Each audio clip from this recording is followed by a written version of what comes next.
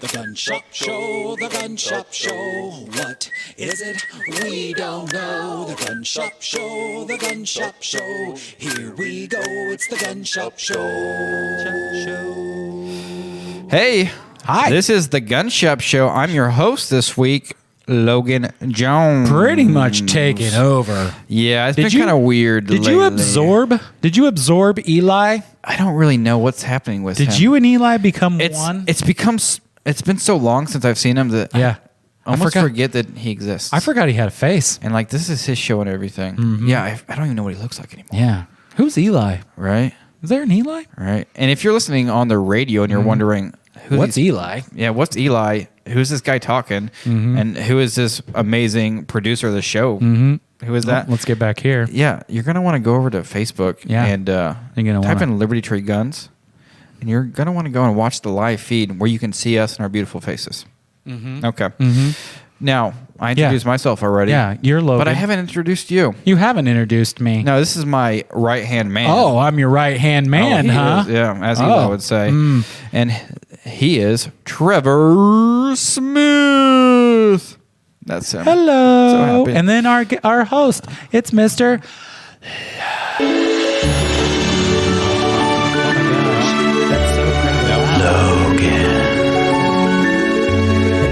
That was pretty loud. It was. Pretty blasting. What? Pretty blasting. But we have a great show set for you guys today. That's right. We're going to be shooting some guns. Mm-hmm. We're going to have Mike Winkle on. He's going to talk about machine guns. And not just talk about them. He's going to hold them, we're going to have some cradle machine them, guns in show store them off. to show you guys other beautiful, wonderful investments. Some They're fantastic. relics, if you will, from the past. They get some of them from time to time. If I remember correctly, they get modernized. Mm-hmm. People retrofit them so they're a little easier to handle, not so wild. Yeah, absolutely. Some of them are from a era where wartime era. That's what I was trying to say. Mm-hmm. A lot of history in them. Mm-hmm. Probably did some bad things with those guns. Yeah, but then somebody's like, you know what this could use? It could use some ground effects. Could use some 18-inch subwoofers in the back. Right. Something to that effect. Not specifically. I don't want my gun bumping. If those guns could talk, the stories they'd tell. Oh, man. It'd be it would be kind of cool if one day, like, I don't know if you've seen these pictures, but AI has been able to take still photographs from the past. Oh, and make them look like video. So, like, there's been photographs that folks have of their family members that long past. We're talking about a generation where people didn't smile in pictures, and they're like looking around, their eyes are moving, and it's really impactful for people who that's their It's so member. weird looking at those. It reminds me Harry Potter. Oh, exactly. Yes. It reminds me of that too. That's exactly. I want to find one of those things real quick. What was Billy the Kid was one? Was it? Yeah. While you find that, I want to give you guys a chance to, not a chance, I just want to give you guys some free merch. We're looking at a Liberty Tree Guns vinyl decal here. You can put that in your car, or on your body if you want to.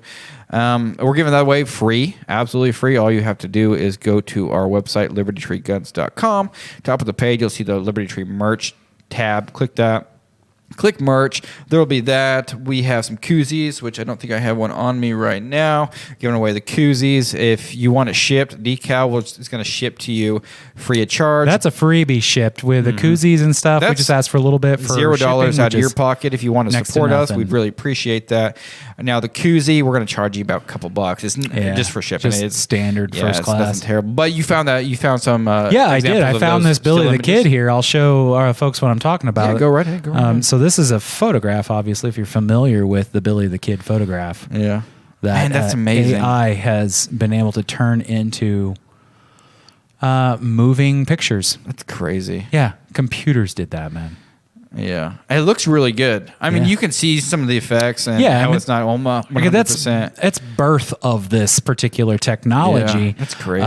Imagine what that's going to do in the future, or what they're going to be able to do with things like this, like create an entire virtual room out of, just some video and some remnants and the rest of it being filled in. Mm-hmm. I could geek out a little bit. Photoshop has a feature that you can take a picture and you can create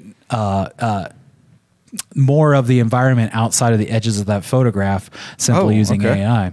And that's pretty cool. interesting. Yeah. I mean, It's interesting to think that a computer can look at what are essentially just zeros and ones, pixels on a screen and be like, this is a chair. This is a eyeball. Yeah, that's a nose. Computers and technology are becoming more parts of our lives, and we're just gonna have to embrace it because it's kind of the future. It's the same way with guns, though. Yeah, emerging with guns and red dots. Absolutely. Like this red dot here, this SIG MSR here, which back in the olden days, red dots had a very, very short battery life. They weren't that reliable. They weren't really good with recoil. They'd be off a lot, but now they're so solid that I think that red dot has like a 30 to 40,000 hour battery life. Yeah, which is crazy. That means you can turn it on and have it on at like a low to medium setting for like 3 years. Yeah. And you won't ever have to change the batteries. Which I think it underscores the premise that, if you're a person who considers yourself to be a perfectionist and you can't ever seem to get anything off the ground because you can't quite reach that level of perfectionist, that, launching a product doesn't involve it being the absolute best that it can. I mean, phones are a perfect example of that. If iPhone waited for iPhone 11 before it ever released the iPhone, it would have been truly late to the market. So this is the same thing with red dots and technology with regard to firearms. That at one point they probably were pretty bad, but they're going to keep chipping away at it, and eventually it's going to become the the de facto standard. I don't know how I merged de facto and standard into stando, but there you go, new word. Quote me on that. I like it. So we're gonna obviously we mentioned that we're having Mike Winkle on, our gun shop show best friend. Yeah, oh man, I love having Mike on. He's always nice to talk to. He's always he's one in the Winkle. You know what I'm saying? Yeah, but so he's going to show us some guns, and then we're also going to talk about this article that came across our desktop today with regards to the possibility that the ATF is strongly considering removing the marijuana disqualification question from the ATF 4473. Which now, something that we're going to talk about this later, so I don't want to spoil it. But at the end of the article, the author did speculate that it's April 1st, but it does when the like article came out, but so many states are legalizing recreational marijuana. The trend is going. One of the major parties is advocating. If this is just a joke for April Fools or whatnot, I think eventually it's going to be normalized enough where you can be a recreational user of marijuana and still own a firearm. I feel love or hate drugs. It doesn't matter. The point is what you're seeing is a change in the tide. We have to learn to live with this change and move forward. Yeah, absolutely. My personal opinion, I don't think you should be disqualified from owning a firearm if you choose to use marijuana. I think you should. You have an inherent right to defend your life and your livelihood and the ones you loved, and I don't think that should be taken from you because you decide to smoke marijuana. Yeah, chief a little reefer. Now that doesn't mean that I will go out and smoke marijuana. I won't do it, but I'm not going to strip your rights because you want to. Right. Yeah. I'm kind of all about freedom. Yeah, me too, man. Live and let live.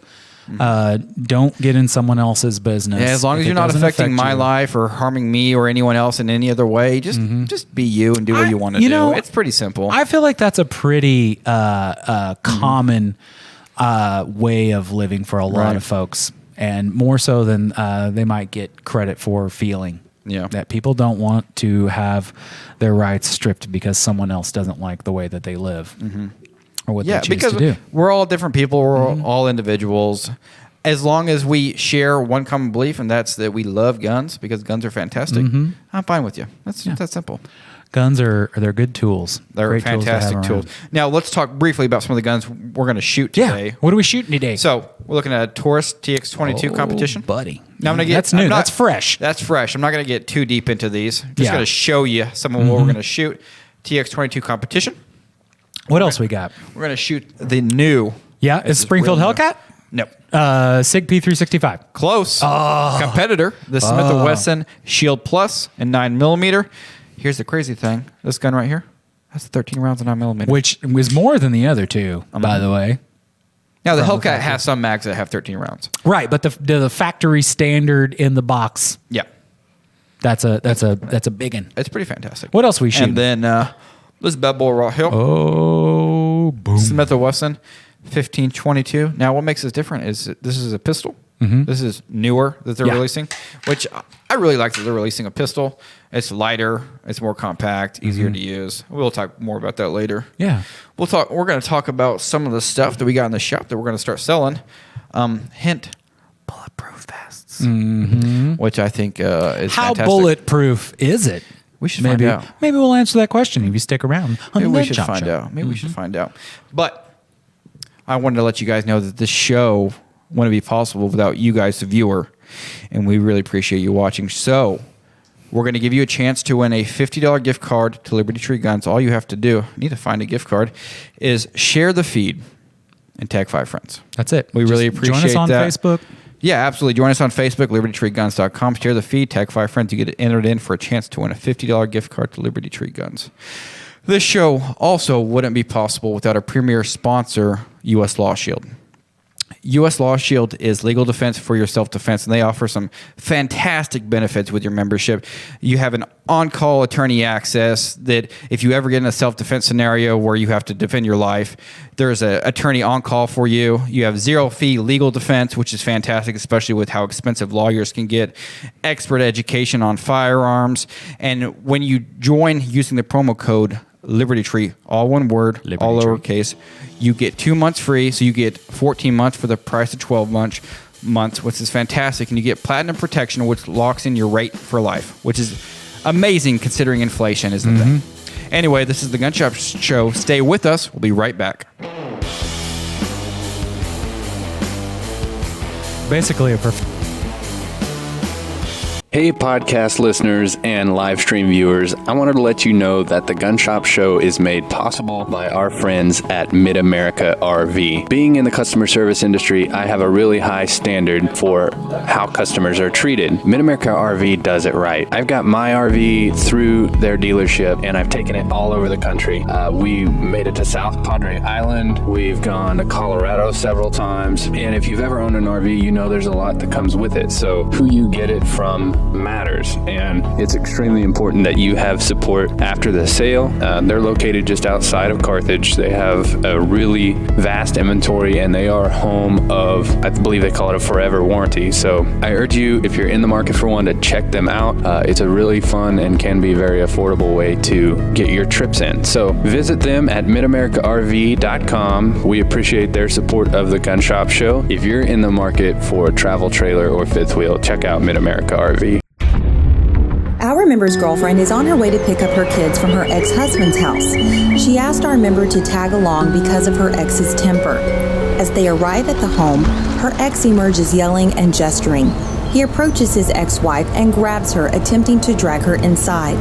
Fearing for her life, our member, a trained CHL holder, jumps out of the car with his gun drawn and demands the ex-husband release her. Seeing the gun, the assailant retreats. The situation then takes a bizarre turn as the assailant dials 911 to report our member.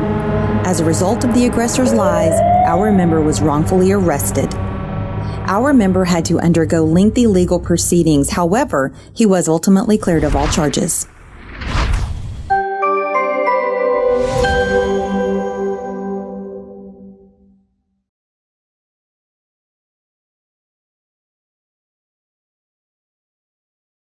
Our evenings, or often on weekends, are spending Friday and Saturday nights on the deck with our friends. Before, everybody would be crowded. We could barely sit together. We were walking on top of each other if everybody was on the deck.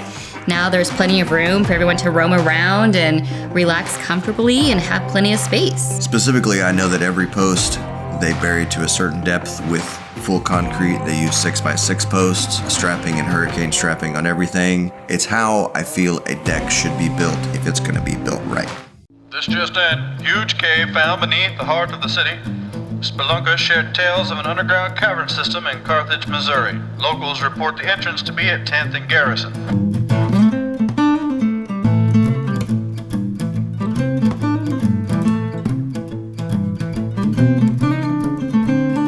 Cave Gang Pizza. Stop in and enjoy wings, wood-fire pizza made with local ingredients, and our full bar. Bring the whole gang and uncover a legend.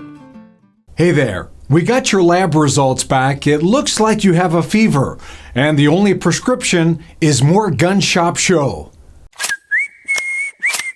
Welcome back to the Gun Shop Show. If you want to enter in for your chance to win a $50 Liberty Tree gift card, all you have to do is share the feed and tag 5 friends. We are joined today by Mike Winkle. He's the operations manager of Midwest Tactical. Mike, how we doing? You know, I'm doing good. And can I just say that I love the fact that I'm not just some, filling guest on the show. I love that my dates of coming on the show are mapped out way in the future. Yeah. Yes. And I'm not just some flimsy guest that you would call willy-nilly. No one would contact you hours before it would filming, not be last minute. and you're like, oh my gosh, well aware of these what was guys, happening. so hard to say no to them. Because you guys know how busy I am. Yeah, super busy. Super. It would be so disrespectful if we called you like hours before. And Exactly. Come on the show. We're like, hey, Mike, we don't wanna do that. weeks in advance. But hey, you know what, Mike? You want to know something that's really cool, though? This is the first episode of our second year. We have done a year's worth of episodes. So we're on year 2 now, and you are the first guest of a second year. That is humbling and amazing because I never thought you guys would get a second year. I know. Tell me. To be honest with you. Right? Yeah, like after the first episode. After the first episode, we're like, it's basically crickets showing up here, guys. I just said, let's go look at the train wreck happening. No, you guys are the best. I am not surprised at all, honestly. I love the Gun Shop Show, and I love the dudes behind it even more. You guys are the bomb, the real deal. Yeah, we're just puppets. That, believe it or not, we're puppets. The guys he's talking about are back there. Yeah, they do all the stuff. the real We just minches. say stuff. The real heroes are behind the scenes. So Absolutely. what's been going on? What's going on with Mike Winkle? Yeah, what's going on in Mike's Midwest world? Tactical and the Gun Spot? What's going on with you guys? Guns, and more guns. I think you guys can relate to that. Absolutely. We're navigating these interesting waters that is the Biden administration. Right. So it's very entertaining. It makes our jobs, our area quite interesting. What's going to happen? Right. All the threats, all the things. People talk to us every day. What do you think's going to happen? What's going to happen? And so it's hard to know. Right. You try to be ready, try to be prepared, and nothing that they could do would really surprise me. I mean, because everything's on the table with these people. So yeah, I mean, they put it in their platform this go around, which I don't know that it's ever been in the Democratic National Committee's platform before, that they're going to end online transactions, and expand background checks to private sales, et cetera, et cetera, et cetera. But our friend Rob Pincus brought to our attention that at one time it was a little more complicated to get a firearm than it is now. And over the last 20 years, there's kind of been a renaissance with regards to releasing regulation, which is not something that you see very often in your lifetime, the government backing off of law. Several states, especially here recently, have instituted constitutional carry or have it on the docket. Missouri has introduced its own kind of brand of sovereignty with regards to the federal government coming in and forcing our local police to I don't even know what you'd say, do their bidding.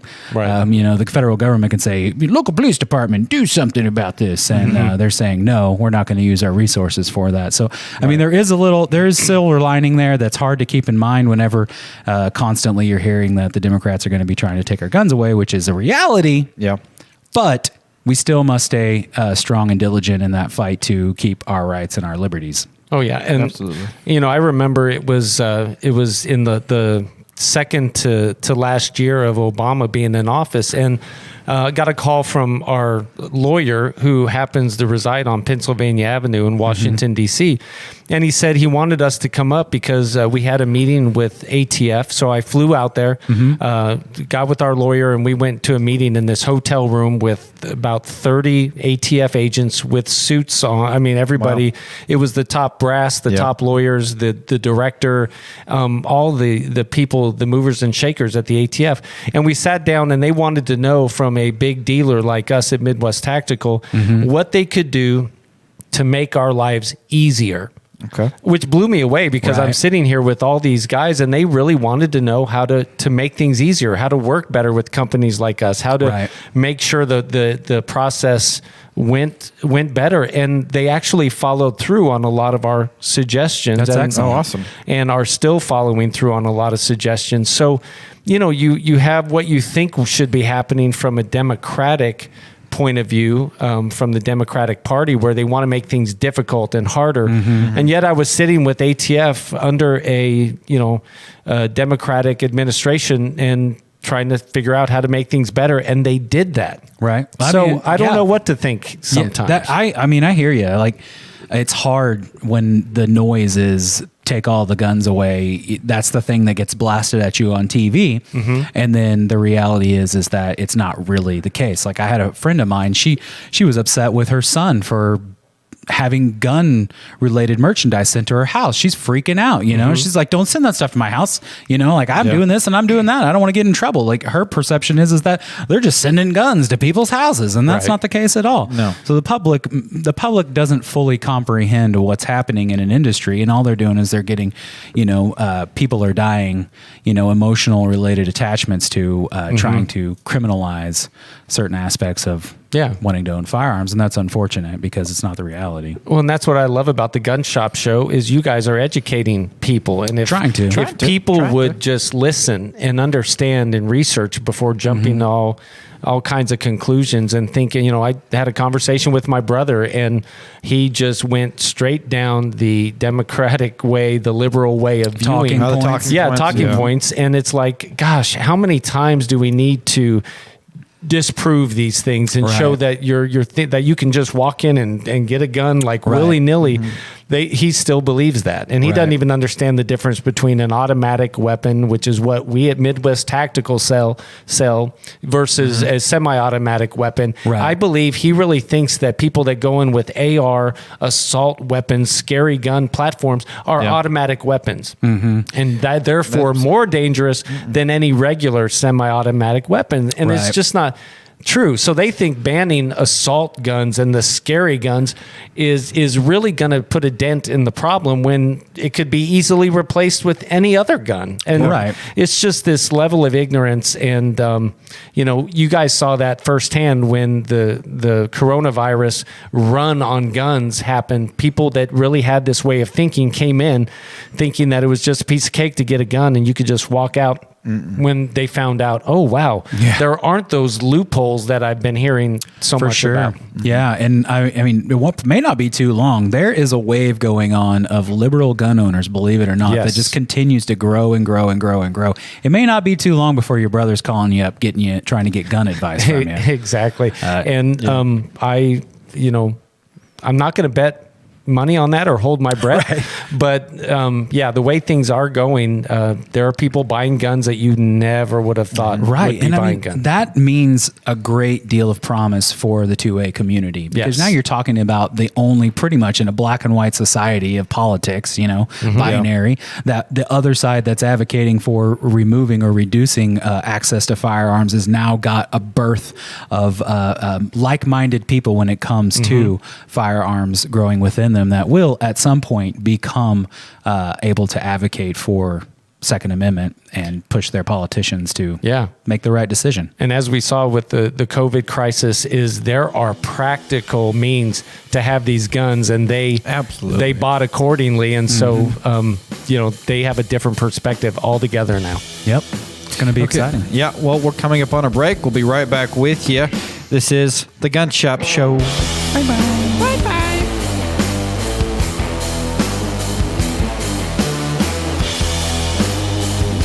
Hey everyone, the Gun Shop Show is brought to you by Carthage Lock and Key.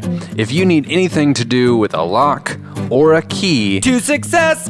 Did they tell you to say that? No, I just thought it sounded good. They have a mobile service, so they can come to you and cut pretty much any kind of key to success. Or if you lock your keys in your to car. Success. I'm talking even security modern chip keys. To success. Trevor, could you just jingle the name of the business? Okay.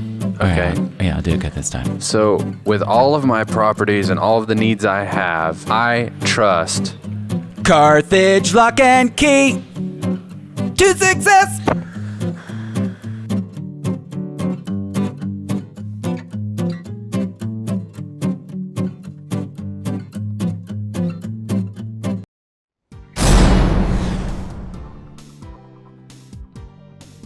My name is Chris Anderson. I'm a captain with the San Antonio Police Department. I've been with my agency 27 years. My whole career in law enforcement has been spent with the San Antonio Police Department. I started off as a patrol officer like all others do, patrolling the streets of San Antonio. About 3 years after I was on the department, I made the SWAT team, and I stayed in tactical special operations by virtue of SWAT, the gang units, street crime arrest teams, tactical response units, all types of things within that particular forte until I started to make rank. And I've been a captain for 11 years now, and I've been involved in everything from Homeland Security to patrol operations to the night commander's job, special operations, and now I'm the commander of the Special Investigations Unit. Police officer's job at the scene of a crime is simply to protect the people who are there, prevent further injury or death, preserve physical and testimonial evidence, collect it, and deliver it for processing in a criminal case. We do not determine guilt or innocence at a scene, and it's an important role in our job to remain as neutral and unattached from feelings of guilt or innocence as we can. About 90% of the people that we interact with on the streets at any given time are good, solid citizens who are trying to abide by all the laws that they know. Typically, when they interact with a police officer, it's because they violated something in the things that they don't know.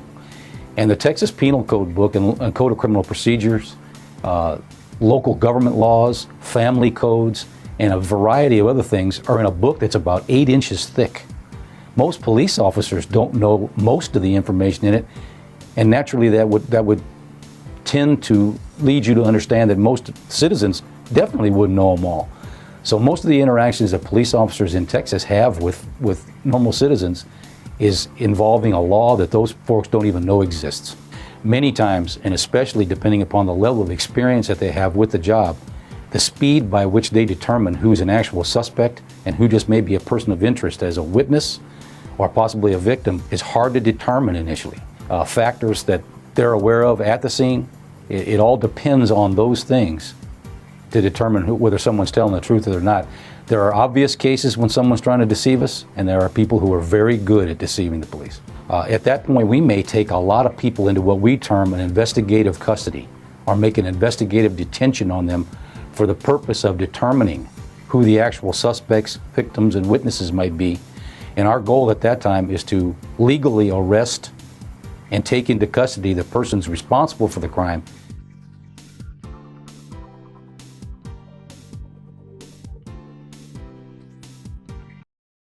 Hey everybody, Eli here, and I'm really excited to tell you that the Gun Shop Show is brought to you by one of my favorite places on earth. Located here in my hometown of Carthage on the beautiful historic square, the Emporium on the square, and the Woodshed. It's a art gallery, an event center, a gift shop. They have art classes, and there's very unique Americana artwork from famous artists like Andy Thomas. They handle a lot of his original framing. Just has this incredible old school vibe, and you can feel the history coming through. Have to check out the art gallery, but then as you work your way to the back, my favorite part, the Woodshed, had a lot of great meals in here. They've got burgers. I love their catfish. Excellent. Chicken and waffles even. It's incredible. And it's also a music venue, so we got to see my favorite band of all time, the Ben Miller Band. Ceiling was literally raining down. They were rocking so hard. But the best thing, owned by one of my favorite people on earth, that's Cherry Babcock. Check out the Emporium on the Square and the Woodshed. Welcome back to the Gun Shop Show. If you want to get entered in for a chance to win a $50 gift card to Liberty Tree Guns, that's $50. That's $50. Yeah, man, you can use that for. Oh, sorry, go ahead. No, I didn't mean to cut you off. I was just going to say you could use that to put a down payment on a firearm using the Freedom Buyers Club. Use it to buy some ammo, targets, ammo, all the good down stuff. Payment on or even $500 gun. Pretty much whatever you want to do with a it. Gun Shop Show T-shirt. Lots of merch. Yep. All the good merch. stuff. Look at this. The gun shop. Oh, show that's t-shirt. oh man, fantastic. Looks Absolutely fantastic. Feels beautiful. fantastic. Great quality. Mhm. Anyway, you're going to share the feed and you're going to tag 5 of your friends. Yeah, just click that share button and then write 5 of your bestest friends in the comments. That's all it takes. As long as they're into guns. Yeah. Yeah. If they're into guns, No go ahead and tag posers. them. No posers. Sorry, Mike. Didn't mean to call you out with the whole poser bit. I'm not hurt at all. It's okay. We are joined stings. by right? Machine Gun Mike Mhm. and Washing Machine Gun Mike. Oh my God! New nickname? Maybe. So Mike, He sells fully automatic washing machines. Yes. it cleans Not loads and loads of semi-automatic. clothes. Yeah. So Mike, I heard tell that you brought some machine guns today. Is that true? I did. I know that's shocking. Just a little Just bit. wanted to do something different this time. Just mix it up. Yeah, I completely mix Not it like up a little usual bit. where you bring No. machine guns. This time you brought machine guns. Gun with 2 E's. Yes. What do we got today? Mike, Well, what are we working with? And I love bringing these because, I want the world to know that they can own a machine gun. Any U.S. citizen that can obviously pass a background check and Right. do all their paperwork, of course, Yep. can own these. They're just expensive. Don't you need to like own. a license or something to own those? A special one? Like a You do special not. license from the government or whatnot. You do No? not. Do you have to do a blood test or snap. anything to get one? Urinalysis usually. Oh, Yeah. okay. But you just have to, if you can pass a 4473 like you do at Liberty Tree to get To a buy gun, any other gun. to buy any other gun, then you're going to be able to pass a Form 4 to bring one of these babies home.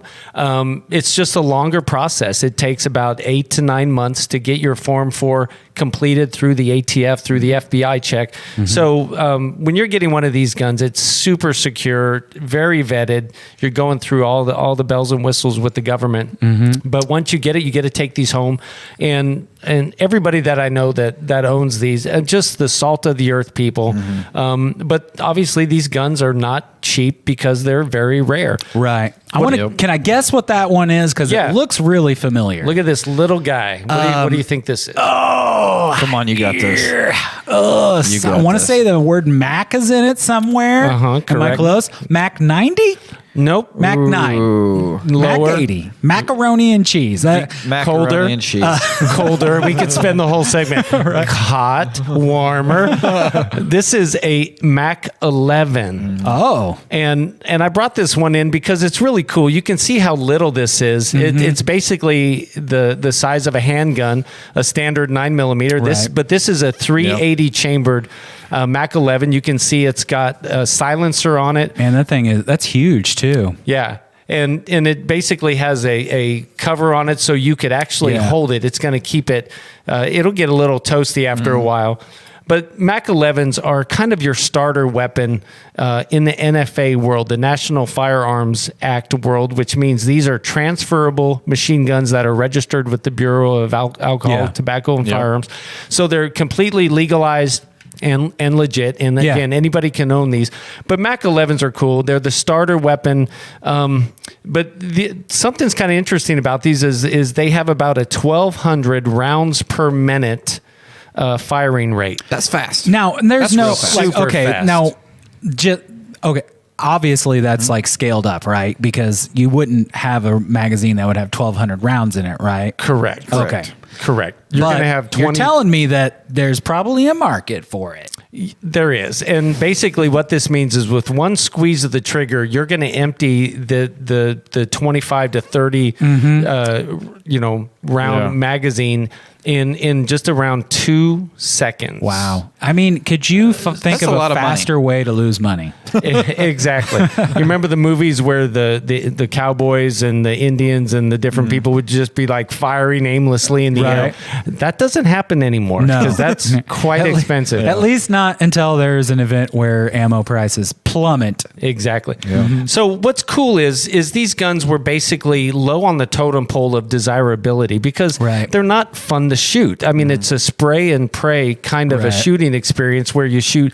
And in fact, a young girl, 9 years old, which if you're 9 years old shooting something with this kind of power and velocity, Big mistake. But she went to a range. She was shooting.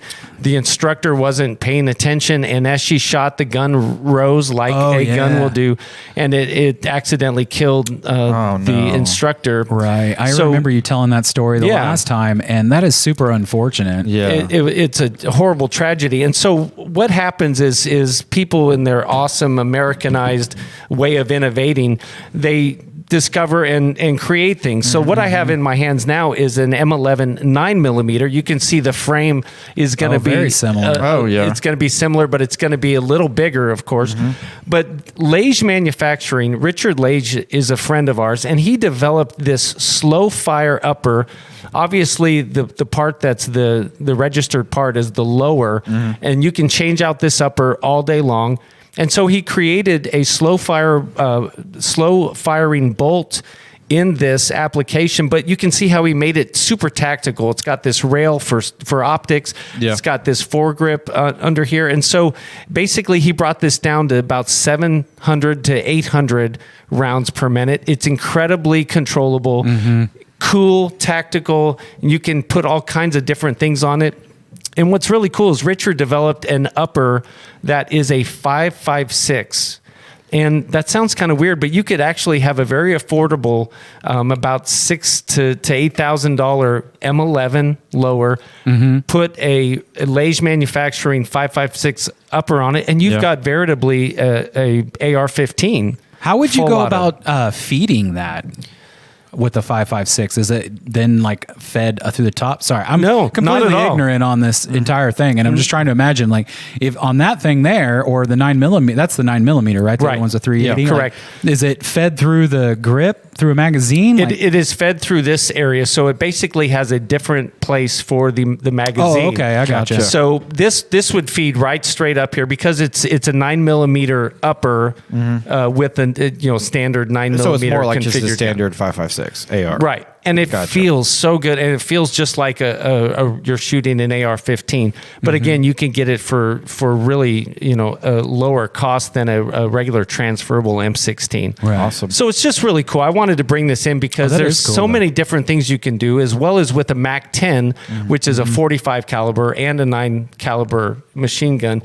It's just cool, the innovation that's really made these guns very, very cool. You'll see these now in subgun competitions around the country because they're that much more controllable, which makes them safer. They have 22 conversion kits, so you can fire 22, a lot more affordability as well. Right. So it's just really cool what they're developing in the machine gun world. All of this has been built off of that previous one that you showed, right? Like, people are taking that and then modifying it further. These aren't newer developed, obviously, because you can't make fully automatic machine guns nowadays, right? Correct. So let's say you bought a Colt M16. A Colt M16 is going to cost you around $25,000. Yikes. Or what you can do is buy one of these for about $7,000 and then add these different components, and you're still way, way under that, but yet you're able to fire 22, you're able to fire 9mm and 5.56, all with this one lower, this M11 lower. So it really is a really cool gun that has changed through the years and became relevant again in the machine gun world and highly desired because of these extras that have been created after the fact. You can never tell at the time if something's unpopular that it won't pick up steam later on down the road. Absolutely. It could be the foundation for something else later on down the road. And that's why I'm waiting for the AMC Concorde to make a turnaround. I love it. I think that's going to happen. I think so too, any day now. So they're really cool. And, these machine guns, again, increase in value because they're rare. They get rarer every single year. And we had a gun that somebody bought from us back in 2012 for $10,000 and just sold it for $40,000. Wow. I mean, it's amazing the collectability and the investment, the return on investment on these is just off the charts. That's amazing. Really cool.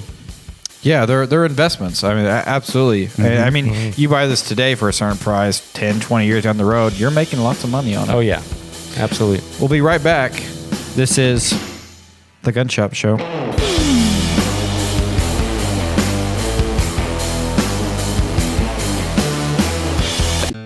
Land is everything to me. When I was born, I was brought home to the family farm, was raised, learned work ethic there, learned appreciation and respect for life and the land itself, and it just became second nature. I had to be there all the time. Whenever I wasn't on the land, I was not happy.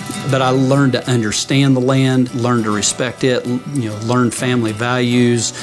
My wife and I have bought a farm besides the one we live on, and it has just been it's been a great investment, and it's been someplace that my son and I have shared the passion of hunting together. And it's just land has been everything in my life. It has kind of kept me focused and gave me a place to be. It's kind of kept me grounded.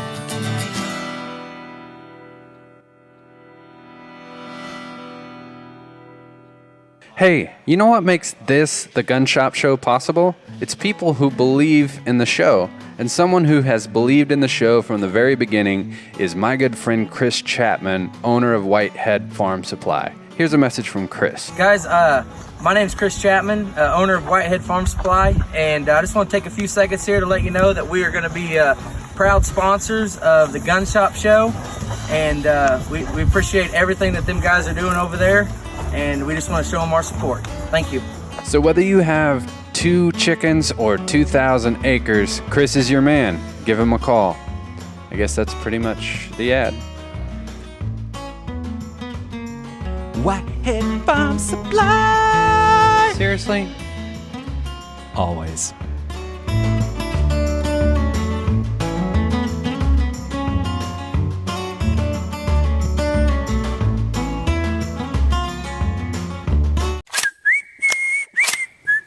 Welcome back. This is the Gun Shop Show, and I know what you're thinking. You're thinking, how can I get entered in for a chance to win a $50 Liberty Tree gift card? Everybody thinking that. It's super simple, actually. All you have to do is share the feed and tag 5 friends. That's pretty simple, man. Just click that share button. It's really, it's the it's one. really that it's the simple. ones with the letters SHARE on it. And don't tag your friends that are not into guns. You're going to want to tag your friends not mortal enemies, are into guns. Gun friends That'll enjoy this content. I'm having a super time. So just share the feed, tag 5 friends to get entered in for a chance to win a $50 Liberty Tree gift card. I thought what you were going to say is that you thought people were going to wonder, how did Eli get better looking overnight? They already know. It's a fountain of youth. But then it's actually you, Logan. So that's why. Yeah, people Eli have been getting more confused. handsome turns into me. It's basic math. It's simple. It's science. Everybody knows that. What else we got over there, Mike? Yeah, Mike. What else you bring us? Well, we're talking machine guns, of course. Talking machine guns. And so I've got a personal favorite, and this gives me some internal conflict because it's a Nazi gun. Obviously, I don't like what this gun did, but this is a German MP40. We've talked about this one before, and I remember expressly making sure my boy Logan got to shoot this one. And I've got to say, absolutely fantastic. It's fantastic. And, you know, what I love about this weapon is just the beauty of it. We just talked about the M11 and how the M11 is about 1,200 rounds per minute. This is going to be more like, 500. Yeah, isn't that like the yes, kind of like the bar? Exactly. Super controllable, fun to shoot. It's beautiful. It's sleek. I just love this weapon, and I don't know why exactly. I mean, again, I know exactly. I love the fact that a lot of our soldiers took this off of Nazi soldiers and got to bring them home like this. But it's just an iconic weapon. I just love everything about it. It's beautiful. This thing will have about 11 to 12 serial numbers on it. So the big value comes when you have an all matching MP40. Yeah. And that means you've got 12 serial numbers that match, which means that's how it came from the manufacturer, basically. But the downside of that is it means that it really didn't see much action, because as the soldiers were using these, they would, a barrel would get warped or ruined, so they'd replace the barrel. A firing pin would go down, and they'd replace that, or a bolt. Just normal wear and tear. Yeah. So whenever I see one of these that have multiple serial numbers, I actually think it's more valuable, because it means it's got more of a story to it, that it was out there and seen action. saw action, and just has that historical significance. But these are going to run about anywhere from $19,000 to $25,000, depending on what you see. And that's just basic. That's current kind of market price for those things? Current market price on these. Yep. And they're just fun. They're beautiful. Obviously, big time in the war era. And if you've played one of those Call of Duty games with the World War II,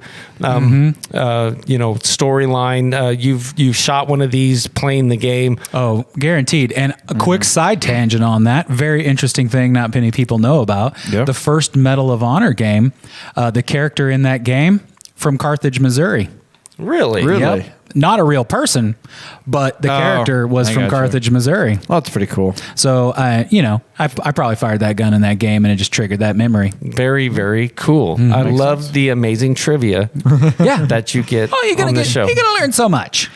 Right. So, and you would just grab this and you would just hold it by the magazine, and then it's easy to eject and replace. But again, the rate of fire on this is just so smooth. It's just buttery smooth.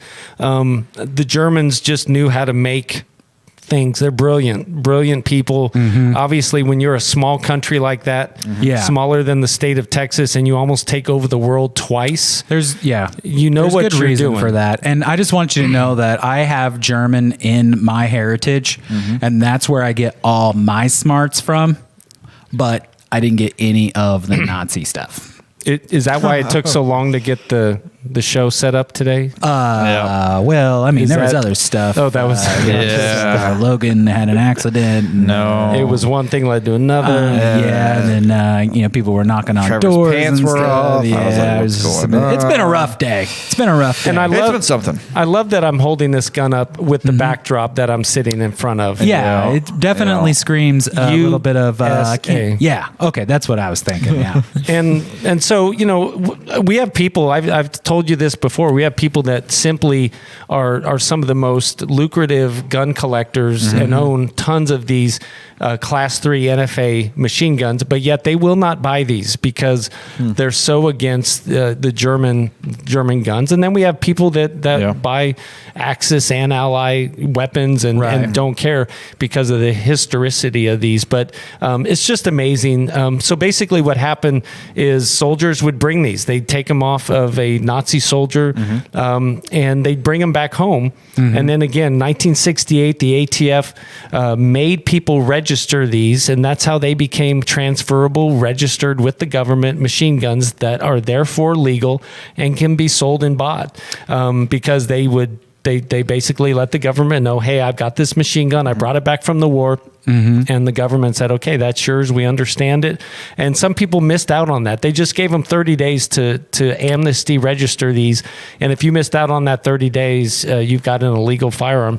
And we get people that call us all the time that they found this gun in grandma or grandpa's attic and want to know. And the first question is, do you have the paperwork for it? If not, you've got a paperweight and something that is illegally in your possession and needs to be destroyed or picked up by the breaks my ATF. heart. If you ever heartbreaking. It is. And if you ever get the chance to meet with the ATF again, you should say something about that because it really is. It's truly destroying artifacts. And they're artifacts. They're historical artifacts. Yep. Love them or hate them. That's what they are. Even if you want to continue the NFA, let's just get them on the docket, not destroy them. Yeah. Well, the pieces of history that are just getting destroyed because of law. Yeah, and that's they want to know, number one, where the guns are. Number two, if they have any reason or opportunity to, make the amount of guns out there less, they're going to do it. And we've had widows who don't know anything about guns. Their husband, who was the collector, passes away, and they've literally called the ATF and said, I don't want these guns in my home anymore. Come get them. And years of history, hundreds and hundreds of thousands of dollars that this poor widow could have had if she just would have known what she was doing. Yeah. All gone, destroyed, cut. These guns are cut in half and then just it's a shame, man. It's a pure shame that even happens, that no one wants to. I don't know. The historical element of it alone to me just blows my mind that that's okay. That our government would just destroy it. It's as if it's erasing history and as opposed to preserving it, which is what we should be doing regardless of what the item is. Exactly. And so these items get less and less every year. And by that very nature and that fact, they grow in worth, in value. And so we've got people that invest in the stock market, they invest in real estate, and they've come to the conclusion that these are an even better investment because the return is greater. And so they've started to invest in these classic firearms, and they put them in their vault and keep them safely, and watch the amount that they go up just accrue over years. It is kind of, it's not something people think very much about in regards to real investments as opposed to a stock, which is not a real investment. It's made up. It's a piece of paper. Right. Yeah. Yeah. It kind of surprises me, Mike, and we talked about this a little bit in earlier, is that there are still folks out there that don't know that you can own a fully automatic machine gun. Yep. They think that it's illegal across the board. And we're talking about folks that are, in the gun world alone. So I would say that you have quite an uphill battle still to this day as far as getting public awareness up that fully automatic machine guns are fully legal to own and have, which is the same thing, by the way. Exactly. Exactly. And, and that's why we love the Gun Shop Show in Liberty Tree. And if you come down here to Liberty Tree, you're going to be able to go into your amazing showroom and see these fully automatic weapons, because we want people to know. And it's not like Midwest Tactical or Gunspot can advertise in Cigar Aficionado magazine or Fortune 500 and let people know that they can buy these, because we're greatly limited. So we love the opportunity to let people know that it's going to cost you money. It is a very high dollar industry, but you can own these. And so if you're thinking about, you've always wanted to own one of these, you can. It's just going to be a pretty lucrative investment. Yeah. I mean, about the price of a new car. Yes. But I'll tell you what, like as soon as you walk out with it, I bet the value doesn't drop 30%. Exactly. If anything, it's just going to go up. And we have husbands that collect these, and their wives have an issue with how much they spend on these things. But then I just tell them, just ask your wife, how much is your shoe collection accruing? Classic over wives. the years. Come on. Wives. It just depreciated over the years. Yes, exactly. With every step, your shoe collection. Literally. No. So these are great investments, and we have husbands and their wives are enjoying a great retirement because they've spent years with these weapons, and we're smart enough to invest in them over the years. So it's really, really cool. That's awesome, man. I'm sure you get to see a lot of very interesting things and meet a lot of great people across this country, and it's an awesome job, man. And they're the best of the best. Yeah. Well, we got about a minute left. Is there anything, where can people find you? Where can people learn more about Mike Winkle, Machine Gun Mike Winkle? There's the best ways to go to our website, which is www.atfmachinegun.com, not Midwest Tactical, but atfmachinegun.com, and you can see about our company, our history. You could even, there's a Bloomberg article about our company out there. You can Google that and learn a lot about what we do. And you can see our inventory and all of our stuff on gunspot.com, which is where we have a listing site for the gun community. And check us out on YouTube. A lot of great stuff. A lot of great content that you guys have made. A lot of fun. We love it. And we love you guys. Thank you for coming on, Mike. You too. Thank you, Mike. Guys are the bomb. Gun Shop Show.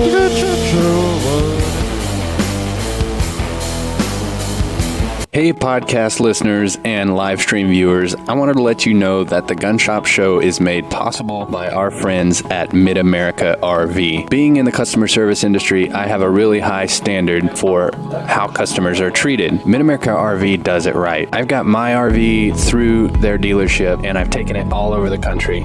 We made it to South Padre Island. We've gone to Colorado several times. And if you've ever owned an RV, you know there's a lot that comes with it. So who you get it from matters, and it's extremely important that you have support after the sale. They're located just outside of Carthage. They have a really vast inventory, and they are home of, I believe they call it a forever warranty. So I urge you, if you're in the market for one, to check them out. It's a really fun and can be very affordable way to get your trips in. So visit them at midamericarv.com. We appreciate their support of the Gun Shop Show. If you're in the market for a travel trailer or fifth wheel, check out Mid-America RV.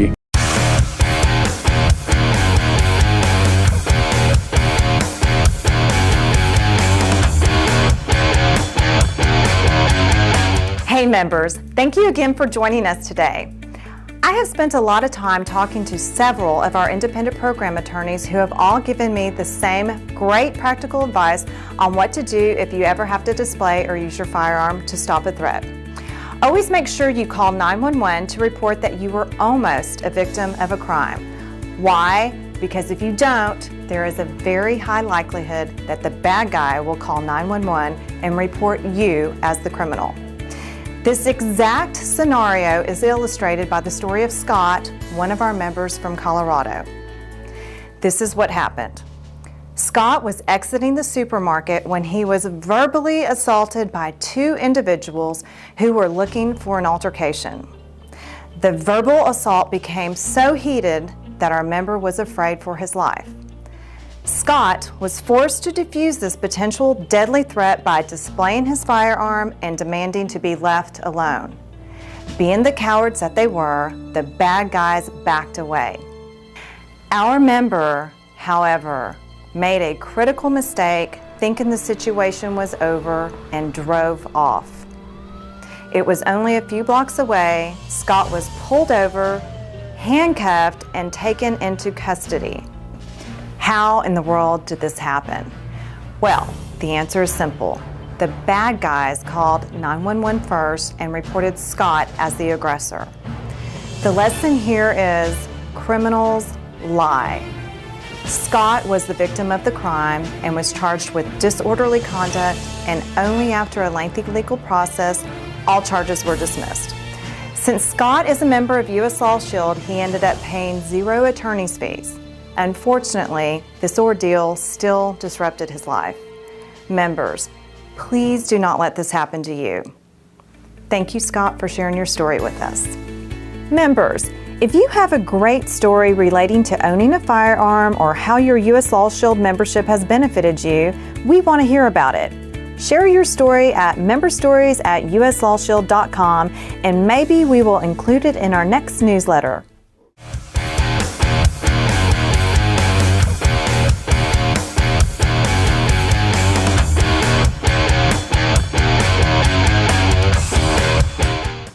People are always asking me, Eli, you seem to get the best deals on things. What is your secret? Glory actions and estate sales. Trevor, I appreciate you jingling, but I have to say the ad part first because people need to know about the company. Oh, I thought you wanted me to do it. And then also, it's it's covering up my face. So I'll just get a picture like from their Facebook page because that's the best place, and then just put it right up here where the Gun Shop Show logo is. Okay. Yeah. All right, I'll do better this time. And then so let me finish the ad, and then you can jingle. Okay. Okay. All right. So the best place to go is their Facebook page. Oh, glory actions and estate sales. You know what? Fine. I'll just move in between the graphics and finish telling people that the best place to find out when Old Glory actions and estate sales. I think I got it that time, man. Our member is involved in a brief road rage incident. One driver cuts off another in traffic, and harsh words and gestures soon follow. After the pleasantries are exchanged, our driver goes on his way, assuming the incident is over. However, still agitated, the other driver calls 911 and reports our member as aggressive, possibly having seen a weapon in his hand. In reality, what he saw was our member flipping him the bird. In an incident that can only be described as an overreaction by officers, our member is pulled over. When officers learn that he carries a legal concealed firearm, they arrest him despite a lack of evidence. This incident is just one of numerous member experiences. Be aware when traveling with a firearm. Any aggressive actions made by you, right or wrong, can land you in jail. Don't let it happen to you.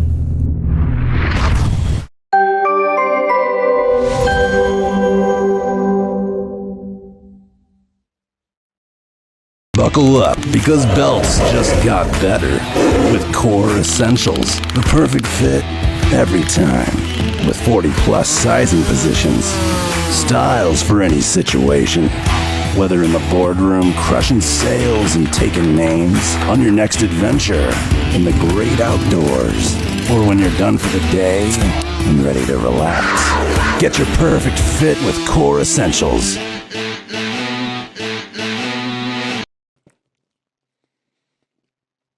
In order to sponsor the Gun Shop Show, send us an email at thegunshopshow@gmail.com.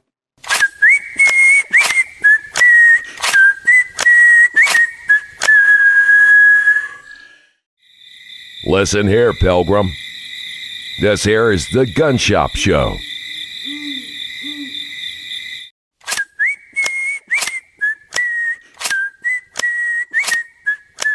The Gun Shop Show, the Gun Shop Show. What is it? We don't know. The Gun Shop Show, the Gun Shop Show. Here we go, it's the Gun Shop Show. Thanks for joining us on the Gun Shop Show. We are giving away a $50 gift card, and the way you enter to win that is you're going to share the feed. And tag 5 friends. And if you're on the radio and you're thinking, share the feed, what is he talking about? What is feed? Like horse feed? We are live right now on Facebook. So you're going to go over to Facebook. You're going to type in Liberty Tree Guns. You're going to see us there. Click on the video. We're going to share that video and tag 5 friends to win maybe win a $50 gift card. Now, for all of the older generation, no offense to them, it's they might think they might know they might they might be thinking Facebooks. So the same thing. You know, like if you go into Walmart's, it's the same as Walmart. Facebook's same as Facebook. I just want to make that clear. What's Facebook? Gary's that not makes on a lot of Facebook. sense. Makes a lot of sense. I'm gonna pop out of frame for a second. Okay. I'll be right back. Okay. Keep the show going. We're gonna keep the show going. Yeah. Gary. Yes. Welcome on to the show. Thank you. Always love Good to having be you here. on. We have some breaking news for everyone. And Gary, I wanted to hear your opinion on this, but essentially the marijuana disqualification question is going to be removed from the 4473. So your background check that you fill out. Yeah, you don't have to lie on that box anymore. No, they're going to talk about removing that question. And Trevor is going to read a little bit more about that. I'll read you a little bit of guys. this with my sultry tones. According to sources in the Department of Justice speaking on the condition of anonymity, the Bureau of Alcohol, Tobacco, Firearms, and Explosives, BATFE, is making a move to eliminate the marijuana disqualification question to transfer a firearm from a licensed dealer to an individual. The move is significant at a time where states like New York have recently passed laws to legalize the recreational use of the Schedule I narcotic and could signify a move to legalize marijuana federally. Let's stop right there. Well, let's talk a little bit about that. Let's talk about it. I believe it was the DNC's platform this year, among many other kind of ridiculous things with regards to firearms. If you can take that completely out, they're talking about decriminalizing marijuana. And that scares some folks, especially when they associated marijuana with really hardened drugs or, you know, the 80s and DARE. I mean, I grew up through DARE. I'm going to say, conditioned to believe that all drugs are equally horrible, and turns out that they are not. Alcohol is legal, and it has destroyed. I mean, it affected my life personally as a young adult, but yet we don't stigmatize or disallow people who have alcohol problems to own a firearm. I kind of feel like it's time to decriminalize the vast majority of drugs. That's my own personal opinion, not the opinion of Liberty Tree or the Gun Shop Show, because I feel like if you parallel that with guns, if we're going to make gun laws and that's going to somehow end or not end violence, how are laws and drugs going to keep people from doing them? Drugs are already an issue, and it's completely illegal to possess and, well, I don't know about use, but definitely possess drugs for the most part, but yet laws are going to somehow keep those off the streets. It just doesn't. There's an equivalency there and a parallel that I think that's important to consider with regards to law and people's choices. Yeah, and before we get Gary's opinion on this, I'm going to read off the question that's on the 4473 currently that they're trying to remove. So the question reads as follows: Are you an unlawful user or addicted to marijuana or any depressant, stimulant, narcotic drug, or any other controlled substance? Warning: the use or possession of marijuana remains unlawful under federal law, regardless of whether it has been legalized or decriminalized for medicinal or recreational purposes in the state where you reside. So that means that currently, if you are a user of marijuana, whether recreationally or prescribed, you cannot own a firearm. That's correct. Well, you cannot buy a firearm. Well, we cannot transfer a firearm transfer a firearm to you, which means that you don't get a firearm. Okay. Yeah, at least not from an FFL, self-respecting FFL. When I say self-respecting, I say law-abiding FFLs. Yeah. Now, that doesn't mean that you can't lie on that about that question, which I probably happens a lot more than guaranteed. We want to admit. Guaranteed. But absolutely. But Gary, I wanted to hear your opinion on that as far as what do you think the ramifications are going to be, and do you support this or are you against this? I don't know. I'm on the fence. I mean, either way, but you go ahead and read the rest of that sentence. Depressant, stimulant, narcotic drug, or any other controlled substance. What does that mean?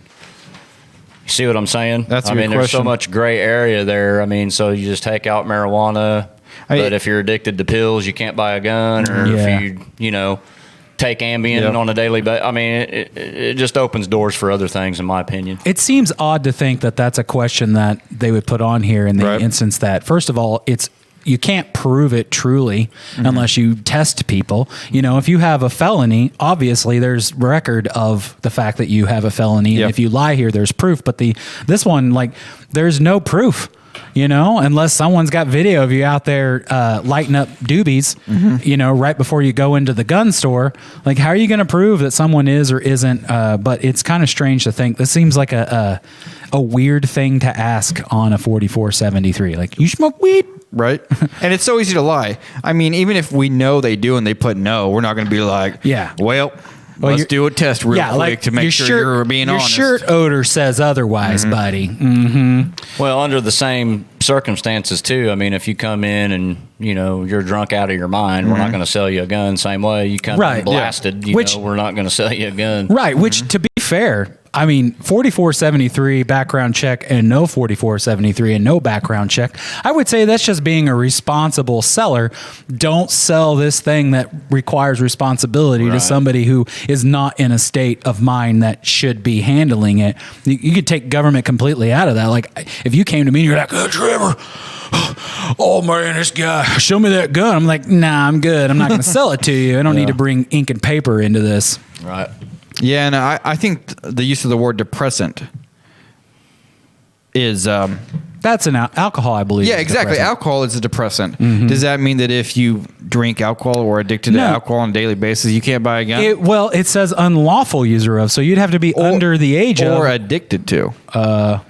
Yeah. I know plenty of people that drink on the daily. Busted! And they can't stop. Does that mean they come in here and not buy a gun? Well, I think it just goes to show you... According to this, I mean, you can't. The whole form's a gray area. Yeah. I mean, it's typical government document that somewhere along the way you've probably done something on it that might end you up in jail if the right person decided that they wanted to press it. Right. It's not straightforward. You know, people who do these all the time, like, they don't even have to read the questions. They're just like, check this box, check that box, check that box, this box, and it's like a test you already know the answers to. Yeah, now, while I don't think you should be using firearms while impaired in any way, that includes marijuana or alcohol. Yeah, I agree. I don't think it necessarily should prevent you from buying a firearm to defend your life. You shouldn't lose the right to self-defense because you decide that you want to recreationally use any substance, in my opinion. If you choose to do that, that's your choice. As long as it doesn't affect me negatively or you hurt someone, then do what you want. That's your life. You get to choose that. I wouldn't do it. I'm not going to do heroin and meth and all that. It's not for me. I don't want to put that stuff in my body. But if someone else wants to, that's their choice. Unfortunately, I mean, it's the case and it's a problem, and I don't want that to be a problem, but I feel like we need to solve that problem other ways other than making them check a box. Right.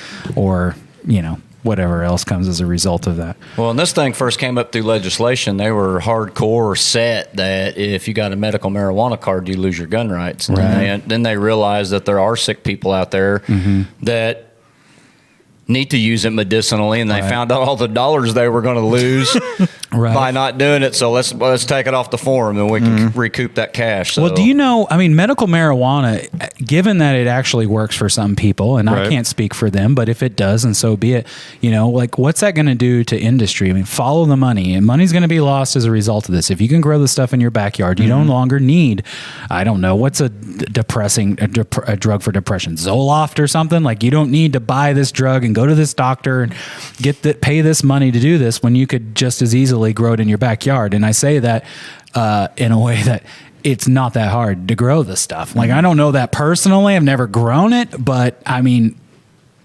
there's a reason that it's plentiful. It's all natural. Yes, so it is. There's a quote in here that says, because a number of states have passed legislation allowing the recreational use of marijuana, it seems fair and reasonable that we should not prevent those residents from hunting or target shooting, said one DOJ employee on the possible change of the 4473 form. Besides, it's not likely to withstand a constitutional review, which funny to imagine that they didn't even mention self-defense. Right. It was from hunting or target shooting, not defending yourself. Which, I mean, we looked at an article last week that, there's hundreds of thousands, if not millions of incidents where a firearm is involved, not discharged. I think the number now, it's really hard to quantify because if a gun was used in a self-defense purpose, just by brandishing it, that crime never happened, so it's not going to be reported. Right. But I think the number was around 400,000. That's a ton of lives saved due to firearms. Yeah. A lot more than are taken every year, which is terrible, but it's the truth. Yeah. Well, I know there are going to be some folks that aren't going to like this conversation. They don't like the idea that, marijuana may be decriminalized sooner rather than later. Right. But I'm all for liberty.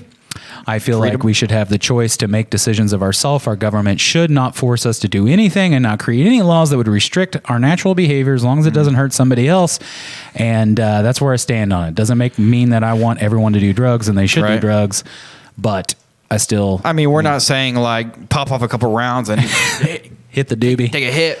Well, you look like a seasoned veteran there, Logan. I watch a lot of movies. Oh, man. Yeah, it's in pop culture for sure. Just like you shouldn't be drinking and shooting.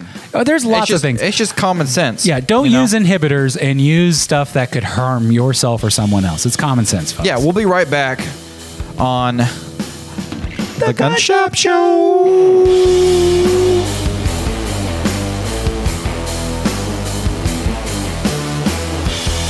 Hey everyone, the Gun Shop Show is brought to you by Carthage Lock and Key.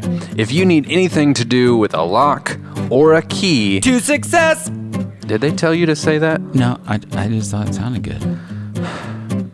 They have a mobile service, so they can come to you and cut pretty much any kind of key to success. Or if you lock your keys in your to car. Success. I'm talking even security modern chip keys. To success. Trevor, could you just jingle the name of the business? Okay. Yeah, I'll do it good this time. So, with all of my properties and all of the needs I have, I trust Carthage Lock and Key to success.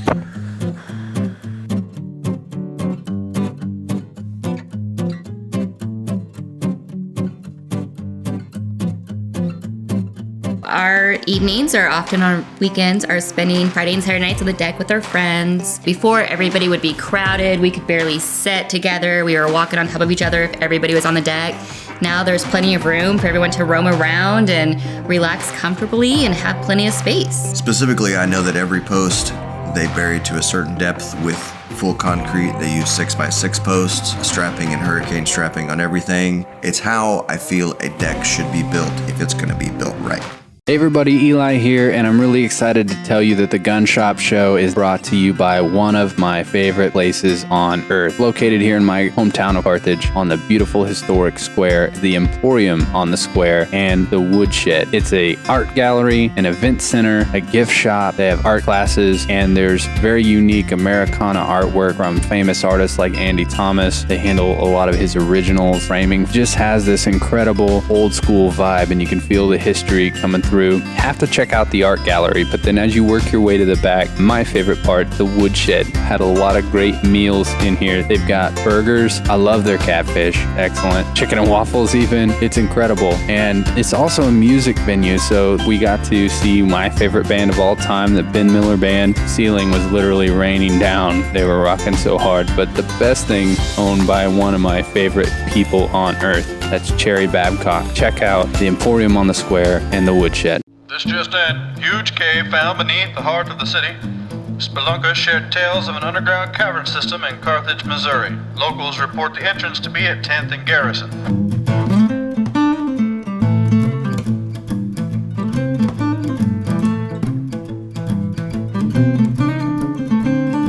Cave Gang Pizza. Stop in and enjoy wings, wood-fire pizza made with local ingredients, and our full bar. Bring the whole gang and uncover a legend. Welcome back to the Gun Shop Show. If you want to get entered in for a chance to win a $50 Liberty Tree gift card. That's $50. That's free money, essentially, to Liberty Tree Guns. All you have to do is share the feed and tag 5 friends. Share that stuff. Trevor? Yeah. What's up? Do you know what we did? We went and we shot some guns. We shot some new guns that we got in. We shot some pretty exciting guns. And we did a little test of our own. Not really scientific, but it was fantastic. Well, let's just say if Bill Nye the Science Guy is scientific, we're scientific. Very. We took a premise, we tested the premise, and we have results. That's science, and buddy. You guys are going to want to see these results because this is big time. Gary is on call to slice and dice here before too long, and that'll make sense when we come to it because right now it's pretty. Let's just say nondescript. Gary's going to cut our testing wide open. Oh, wow. Wide open. Wide open. Anyway, let's show some of that footage. Yeah, so do you want to tell people what we're looking at here? Yeah, what did we shoot first? The first one I have queued up here is the Taurus 22 competition. That's your personal firearm. This is my personal firearm. These are brand new.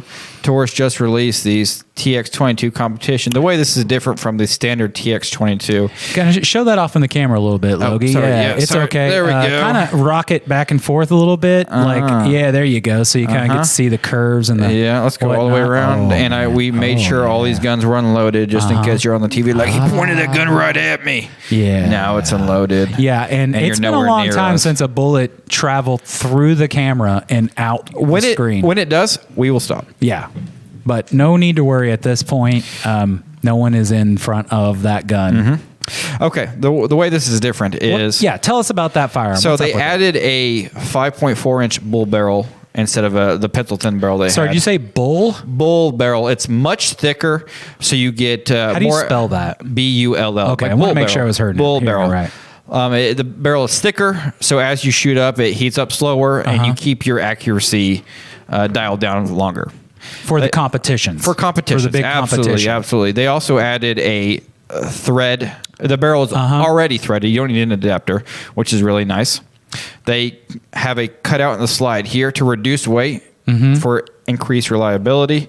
And at the top here, which they have mounted directly to the barrel. Looks like a little helicopter landing pad. Which is, it's a fantastic idea, it's a plate to mount your red dot. Oh, nice. And it's nice that they mounted it directly to the barrel because as you shoot and as the slide reciprocates like this, the red dot stays stationary. Yeah, stays in the same spot. Yeah. Much easier to have follow-up shots as the red dot doesn't move. You just boom, boom. It stays in the same distance from your eye. What do they call that? Is that relief or something?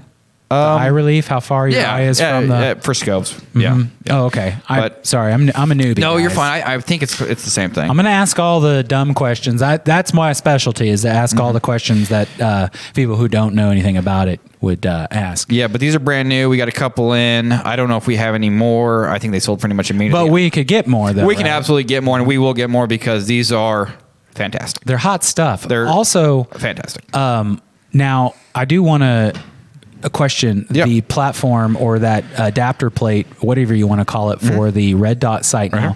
That makes it agnostic, right? Like any red dot that would go on what?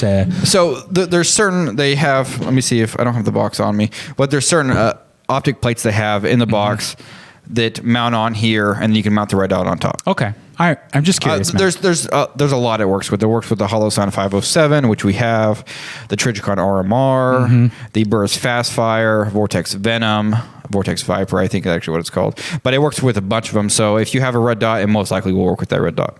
Dope, man. Well, let's have a look at you shooting this thing. And by the way, I didn't chop any of this video, so you're probably going to hear some direction in it. Just fair warning. Oh, okay. Here we go. This is Logan reporting in for the Gun Shop Show. We got the TX22 competition today, brand new pistol released by Taurus. Really excited to shoot this. We're going to shoot at that jumping jack target down there. Let's see how she does. I talk kind of quickly. Glasses on, eyes and ears. Jumping jack target's not like... Is that a well-known target type? Yeah. You can barely see it in the feet. Wow. video. Virtually no recoil. I dig this. And so let's play mine here. Yeah, let's go For ahead. some reason it didn't play on its own. There we go. This is Trevor Smith reporting for the Gun Shop Show. Today we're firing the TaurusTX 22 competition. Let's see how this goes, folks. I'm getting better at remembering those gun names. Look at that stance. Mm-hmm. Look at that Strong stance. Yeah, power stance. Yeah, it's nice. Been working on my stance. Oh, there we go. Oh, my God. Mm-hmm. Wow. That thing's jumping and Clear jacking. mags. Mm-hmm. Actually, that was really nice. Almost no recoil. Yeah, so I clear mags. That's what I do. Clear mags for a living. Yeah, but overall, man, it kind of reminded me of another 22 that we shot. I've seen like we suppressed something a while back, handgun wise. I can't remember what it was. The CP33? Maybe, yeah. Kel-Tec? It kind of kind of reminded me of that with regards to the recoil. It was actually really smooth firing. I don't know what you would call it, a firing experience. Overall, I enjoyed it. It didn't hurt my hand at all. Obviously, it was 22, yada, yada, and so forth. What are those retailing for?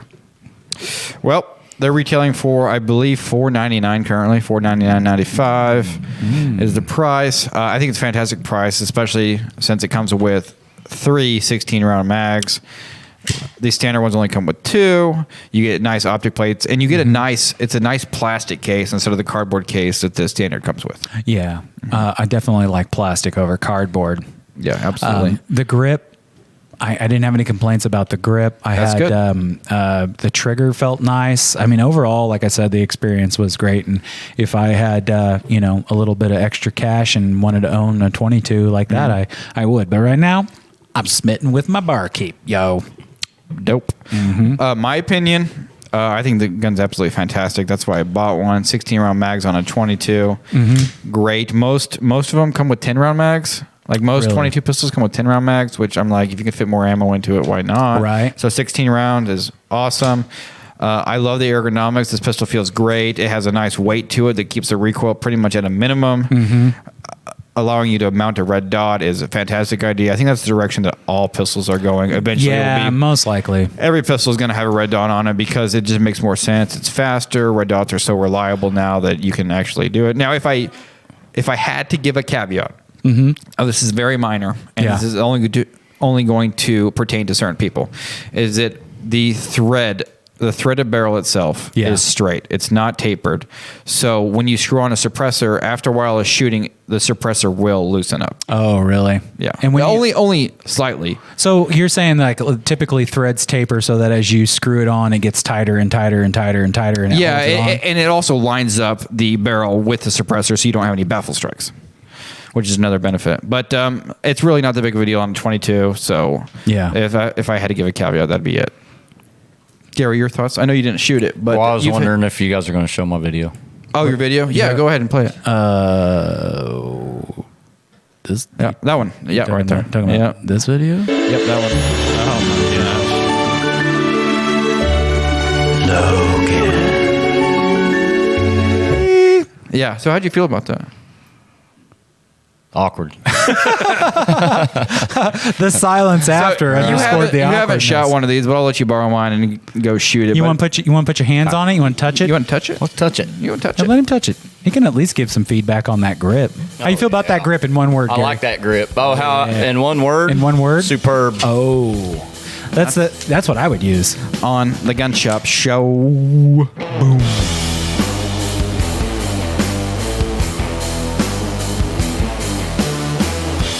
People are always asking me, Eli, you seem to get the best deals on things. What is your secret? Glory Actions and estate sales. Trevor, I appreciate you jingling, but I have to say the ad part first because people need to know about the company. Oh, I thought you wanted me to do that. And then also, it's covering up my face. So just get a picture like from their Facebook page because that's the best place, and then just put it right up here where the Gun Shop Show logo is. Okay. All right, I'll do better this and time. then and so let me finish the ad, and then you can jingle. Okay. Okay. All right. So the best place to go is their Facebook page. Oh, Glory Actions and estate sales.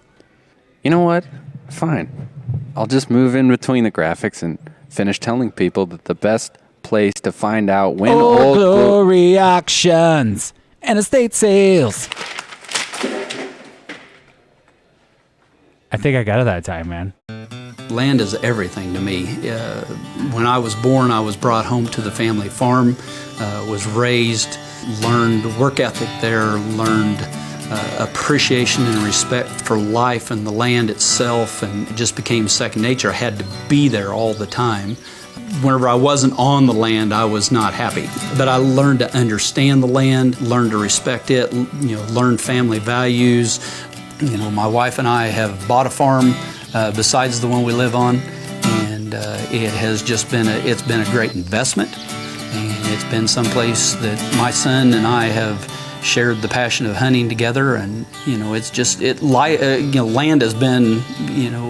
has been everything in my life. It has kind of kept me focused and gave me a place to be. It's kind of kept me grounded.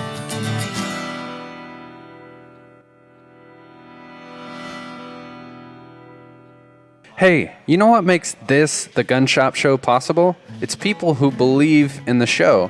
And someone who has believed in the show from the very beginning is my good friend Chris Chapman, owner of Whitehead Farm Supply. Here's a message from Chris. Guys, my name's Chris Chapman, owner of Whitehead Farm Supply, and I just want to take a few seconds here to let you know that we are going to be proud sponsors of the Gun Shop Show, and we appreciate everything that them guys are doing over there, and we just want to show them our support. Thank you.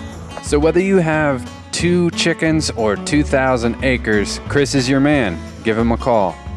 I guess that's pretty much the ad.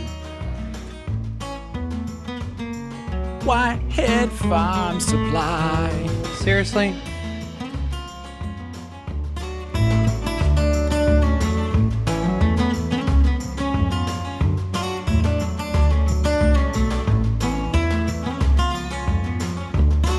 Hurricane Harvey and Hurricane Irma devastated the Texas and Florida coast, causing unprecedented damage. During difficult times like these, we tend to experience the best out of people, as seen in countless heroic images of neighbor helping neighbor. However, these events can also bring out the worst out of people, seeking to take advantage when you are the most vulnerable. From the moment rain and wind started, calls have been pouring into our emergency attorney hotline from members who were forced to abandon guns in their homes overtaken by floodwaters, as well as members who have had to protect their property from looting. Our member John was one of those callers after he was forced to use his gun. Here is his story. During Harvey, John and his son were combating the water that continued to rise in their home. Suddenly, John noticed a truck driving up and down the street, creating wakes. Each time the truck passed, it pushed more water into John's home. As the truck was coming back around, John's son went out to confront the driver and ask him to stop. John didn't recognize the truck as being from the neighborhood and was worried the driver might be casing the street looking for an opportunity to loot empty houses. Responsibly and legally armed, he followed his son outside. As John walked toward the truck, the driver started accelerating straight at his son. John, fearing for his son's safety, fired a single shot in order to startle the driver and give his son time to move. When the police arrived, they intended to arrest John for deadly conduct. He called the Lost Shield emergency hotline and was immediately advised by his independent program attorney. After the attorney talked to the police, they determined that a crime had not been committed because John acted in lawful defense of his son. Thank goodness John is a Lost Shield member and knew exactly what to do when the police arrived. We were there for John when he needed us most, and we are here for you 24/7 with our attorney-answered emergency hotline.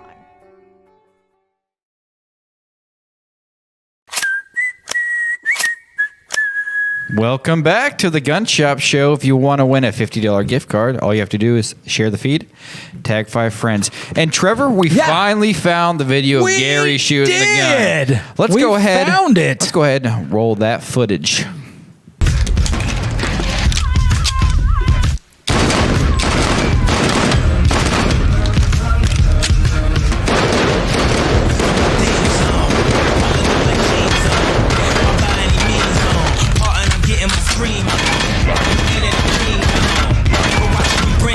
Okay, I think they get the point there. Yeah, that's usually how I fire. Gary, I didn't realize that whenever you were at the range that you took on another persona almost. It just depends on what's going through my head that day. Right. That day you were feeling very Will Smithy. Yeah, I was Will Smithy. I do have a question, though. How'd you learn to shoot like that? Lots of practice. Lots of practice. I got lots of sponsors that give me free ammo. So. Just like Michael Jordan. Just like Michael Jordan. That's awesome. Gary's basically the Michael Jordan of shooting guns. I don't know if you saw that. He was basically putting rounds through rounds. Yeah. Which is how I try to do it. Yeah. That's why usually when I hit the target and it only hits it once, that's because every other round is going through the same hole. I don't know if you knew that, Trevor, but that's why he gets his nickname, Gary Round Through Round Bond. Oh, I didn't know that. It didn't make any sense until Yeah. You go, Gary Round Through Round. What does that mean? Here's another piece of history. I'm sure you've all seen the movie Wanted. Yep. Yeah, I did that.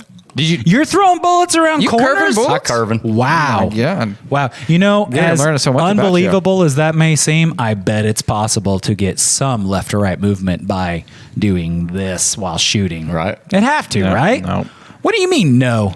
There's got to be left to right No, movement. they Mythbustered it. They don't. That's all technical. Well, it's Mythbusters. But yeah, they busted them myths. well, see, here's the thing. So if it's the in issue- motion, it wants the to. issue Yeah. What's is- the issue? the speed at which you're doing this, or a human can. It's impossible for you to affect the bullet because it's moving so fast. Now, see, whenever they tested that, did they test it? Did they say like they kept putting the round through the same spot, and then they tried it? No, they had a slow-mo camera, and I think they zoomed in on the slide going back. I don't know, and man. Now I get it. Like, if you spin a bicycle tire, and you hold it out here, and then you try to like move it, you get some resistance. Now, I wonder if they can put certain spins on the bullets themselves as they leave the gun. They would do that, kind of like a baseball, and how like a curveball, or a knuckle bullet. They probably could do that. They didn't have the right technique. That's all I'm going to say about it. Yeah. You were on set trying to school them. They weren't listening. Right. Yeah. Then they had to do CGI. That stuff. Just phoning it in on Wanted. The hardest one is to make it do a complete circle like a bummerang. That was pretty tricky. I bet. Why would you want it to do a complete circle? You get right. You don't want the ammo coming back to you, unless it was that slow enough that you could catch it. So you could reload and then enter my role into the Matrix. Oh, you're in the Matrix? Have you not seen the way that he dips, dives, and ducks and dodges? No, I haven't. I've seen him dip, dive, duck, dodge, and the blue dot deals we got going on. Oh, yeah. Currently 40% off. That is, hey, you know what? That is comment worthy. It is. I'm waiting for 50% off. Yeah, I'm just kidding. 40% off is pretty incredible. It is, and a lot of that stuff is a steal. There's tons of mags in there. I think there was a couple of jackets in there that Gary might have picked up. There's some nice camo jackets. There's good stuff in there. Yeah, lots of great stuff. Still But left we in there. shot a few more guns. Yeah, we shot the We should Shield. talk about them. The Shield Plus here. Let's have a little look see at that one. Let's look at the Shield Plus. Make sure it's not loaded, even though I've done it like 4 times already. Whenever we show this video, hand that off to Gary so that you can get a Look little. at this. Oh Look wow! at this. So they essentially took their shield line. They made it a little thicker, just thick enough to fit this 13-round single double stack mag in. 13 rounds. 13 rounds. What was the package is small. Hellcat? What was The the Hellcat was 11. And the 365 is 10. Well, 10. Yeah. And then 10. just one out trying to outdo the other, huh? That's essentially what they're doing. Now, this grip or this magazine does have a little grip extension there to accommodate. They do have a flush fit. The flush fit is 10, and that's more true to size of the 365. It's a tiny bit bigger, but that's what you're getting there. It's a nice looking little pistol. The one thing that surprised me the most about this gun was the trigger. Yeah. Is that a straight trigger? In the sense that when you pull it back, it's straight. More so. Once you break that, once you that break little, it, it's what is pretty that much thing straight called? The thing that's sticking out there in the middle of the trigger. Oh, the trigger safety? Yeah. Wait, is that just called a trigger safety? Yeah. Okay. I don't know if you can really see it in the camera there. Kind of. There we go. Right there. That's the trigger safety. Can't point to it, but the trigger look at the can't trigger. fire. So it can't fire if you're not pushing that. Like I'm pushing on it, won't fire. Little safety mechanism there that releases the trigger and allows it to be depressed. Yeah, so like Glocks have that a lot. You won't have a traditional safety like on the side here that this one does. You'll just have a trigger safety, and if that trigger is not depressed, or that So that's safety got is not two depressed, safeties, huh? It has 2 safeties. Wow. It's double safe. Some people might feel like that's too safety. TTOO. With my jokes. Oh, I got With what you're my saying. jokes. I got what you're saying. I'm going to pass this off to Gary. Get that footage all rolled up so we can take a look at it. Yeah, so here's, this is, well, he'll tell you. Rolling. This is Logan reporting for the Gun Shop Show. We got the Shield Plus here, new pistol by Smith Wesson to compete with the SIG 365 as well as the Hellcat. We're looking at 13 round mags here. We loaded it with 5. These are the first shots. Let's see how it goes.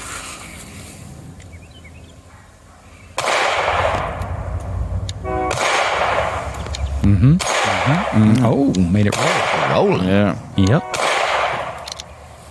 Yeah. Trigger kind of surprised me. We'll talk about that later. Yeah, let's talk about that later.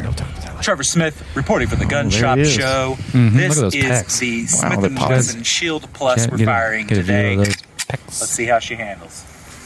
Now look at those guns. Oh, snap. Go ahead and hit it. One. Oh, yeah. That's good shooting. That's good shooting. And we're clear. That was some pretty good shooting, Trevor. Yeah, I liked it overall. I mean, let's. Why don't you? What's your impressions first, Logan? I'll go first. So the grip texture Yeah. is a little more gritty than the previous Shield. It's more akin to the 2.0, but not as harsh. And I really appreciate that it's not as harsh. Another thing I really like, the trigger. The trigger is fantastic. It's the best micro compact trigger I felt. Beats out the 365, beats out the 365 XL, beats out the Hellcat. Now the Hellcat RDP that has their new trigger in it, I would have to feel that again. That one was pretty good, but I think it might slightly edge out that one. Was that the one that we shot that had the SMSE red dot on it? No, the RDP has a WASP red dot as well as a compensator. Okay, which we didn't shoot that one. Well, what does that one have a compensator, or does it have an overcompensator on it? It has an undercompensator. Oh, it undercompensates. Yeah, undercompensates always. That's unfortunate. But I really liked it. Do I think comparatively to the Hellcat and the 365, what do I think it fits in that? It's pretty close. I think it comes down to personal preference. I prefer the 365 XL myself for the grip, but that's because you're a Legionnaire. It is, but it's a fantastic gun. Yeah, I wouldn't be remiss to own one of those, own 2 of those, and carry them day to day. Well, I to point out, of those 2 firearms, that the new firearms we have there, you bought one of them and did not buy the other. So that speaks volumes, Logan. Hey, man. Just kidding. Don't bring that up. All in all, don't have all the monies. With regard to grip texture, I kind of changed how I feel about that after Eli talked about it on the Beretta APX. Yeah. And how, when your hands are sweaty, your hands are wet, that extra grip texture is going to come in handy.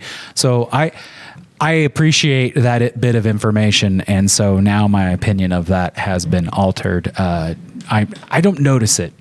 If it were really stabbing my hand, I probably would notice it more, but I don't really notice the grip texture. Overall, I didn't care for the grip on that firearm. I'd say the 365 felt better in my hand.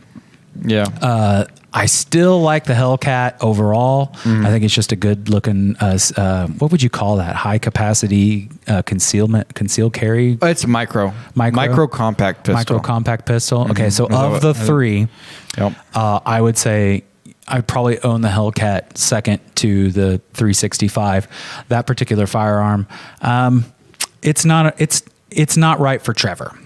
Not right for Trevor Gotcha. Overall. I didn't have problems with the trigger or anything. I just, it matters to me how my hand feels when I'm holding it, and I didn't care for how that one fit in my hand. I got little baby hands, Yeah, he does. Little nice, smooth, girly baby hands. Gorilla baby hands? I said girly. Oh, girly. You should have stuck with gorilla baby hands. Gorilla baby hands. Got that gorilla glass hands. We talk about some weird stuff. We'll be right back with you on the Gun Shop Show.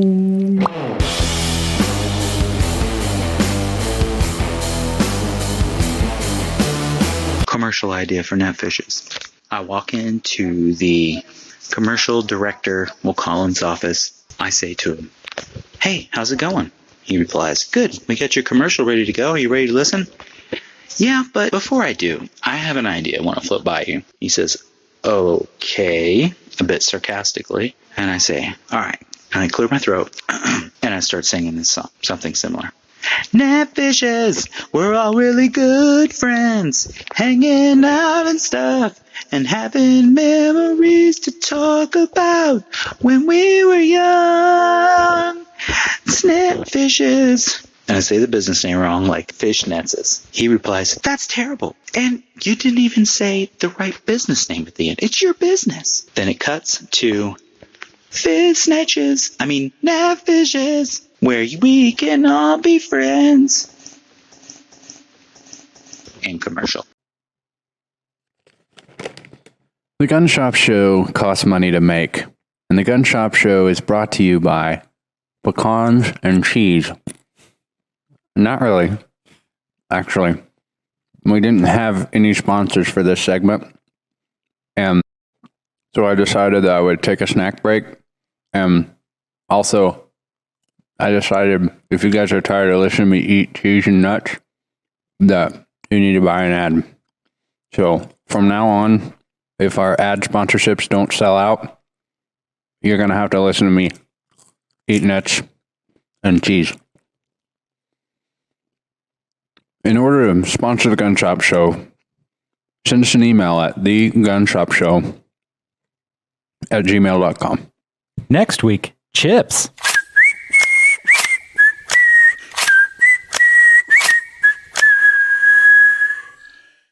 The Gun Shop Show, brought to you by Little Old Ladies. They're little and they're old. They're little old ladies. Welcome back to the Gun Shop Show. If you want to get a chance, enter in for a chance to win a $50 Liberty Tree gift card, all you have to do is share the feed and tag 5 friends. Mm-hmm. That's it. Mm-hmm. Pretty dang simple. We just got done shooting. What did we get done shooting? It was the Smith and Wesson Shield Plus. Shield Plus. That's what I said. Shield Plus, which is brand new. Yeah. Just released by Smith and Wesson, and we have several in stock right now. Some with thumb safety, some without thumb safety. Some with, some without. Whatever your preference is. Gary, you're holding that gun, or you have access to that gun right now. Mm-hmm. How do you feel about it?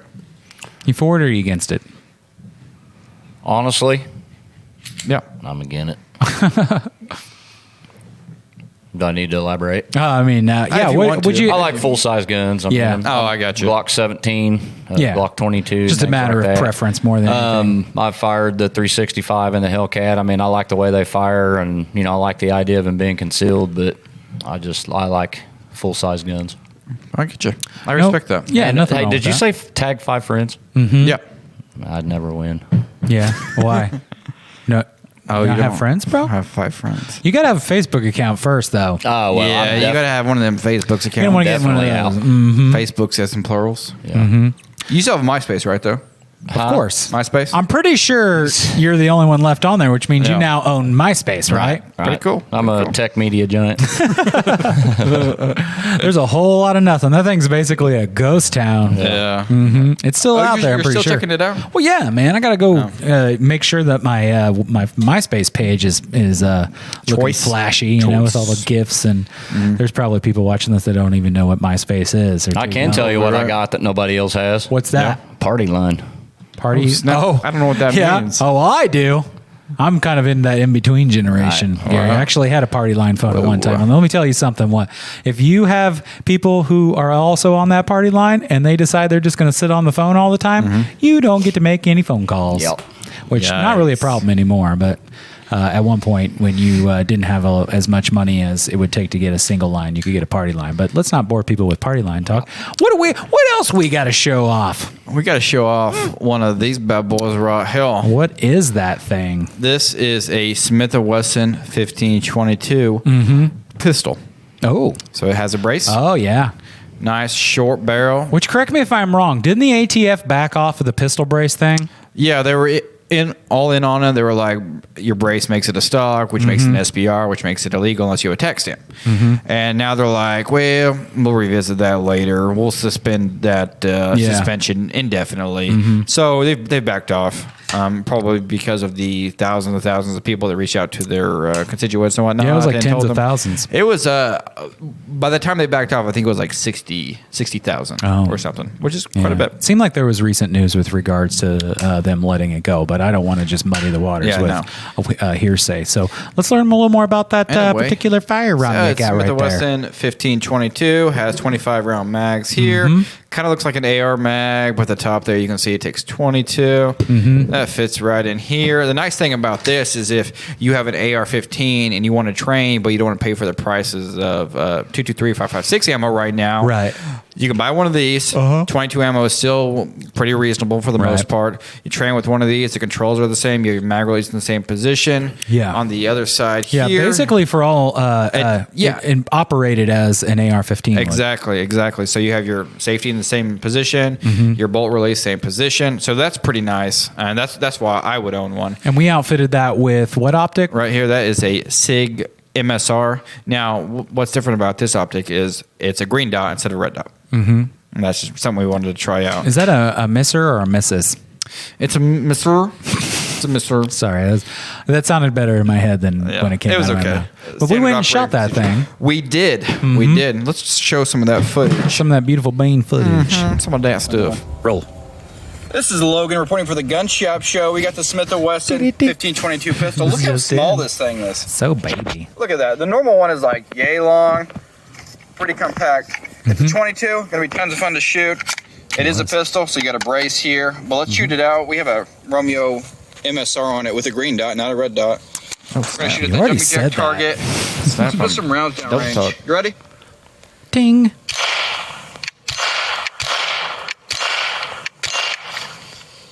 Wow. I kind of want one of these. Yeah, you do. That was a ton of fun. I'll sell you one. Oh, will you? Rolling. Sweet. Hook me up. This is Trevor Smith there you reporting are. for the Gun Shop Show. We are firing the Smith & Wesson M&P 1522P gun. That P stands for pistol. See how this If thing anyone was fires. wondering. Good thing the words were on the side of it. I'm going to set that in. Just go ahead and take it out. Ting, ting, ting.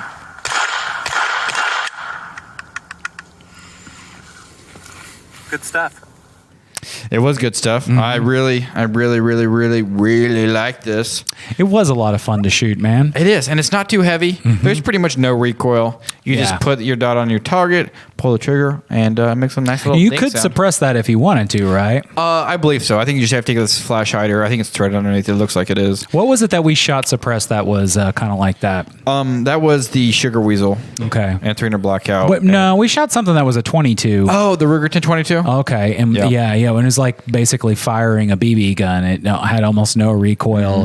That was the equivalent. And it's quiet. It's hearing safe. Don't need hearing protection, which is fantastic. If you have the chance to get a suppressor, I'd do it. Yeah. I'd do it right now so you don't have to wait as long. I think wait times right now, we're looking at about 5 months. Does that sound about right, Gary? 5, yep. Right. 5 And months. Getting quicker. I'm going to look, hey, ATF, this is ridiculous. You need to speed things up. Okay. Come on, yeah. Speaking on behalf of my constituents, it's taking way too long. Pros. What are your pros on it, Logs? Cheap to shoot. Fun. AR style controls. Fantastic.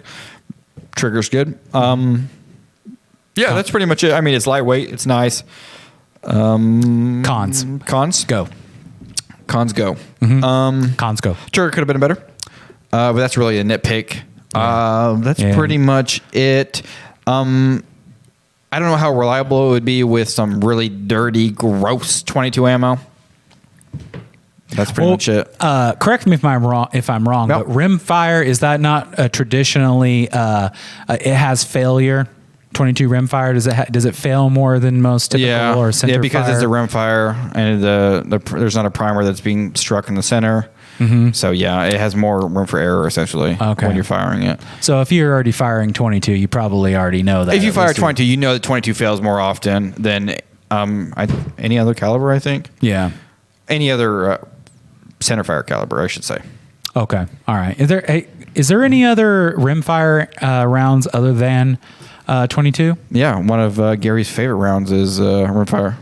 What's your favorite round? HMR. Oh, okay. 17 HMR. Okay. I'm familiar with that round, but I mean, I'm still learning, guys. Still learning. Okay. I'm a button smasher. Yep. I'm the one that hits record, as the screen says. Yeah. All right. How'd you feel about it, Trevor? Overall, man, that was fun. I liked it. I especially liked it when we, what we're going to show a little later, just rapid fire. There's not that recoil that you get out of a 5.56 or an AK. It's bear with me here.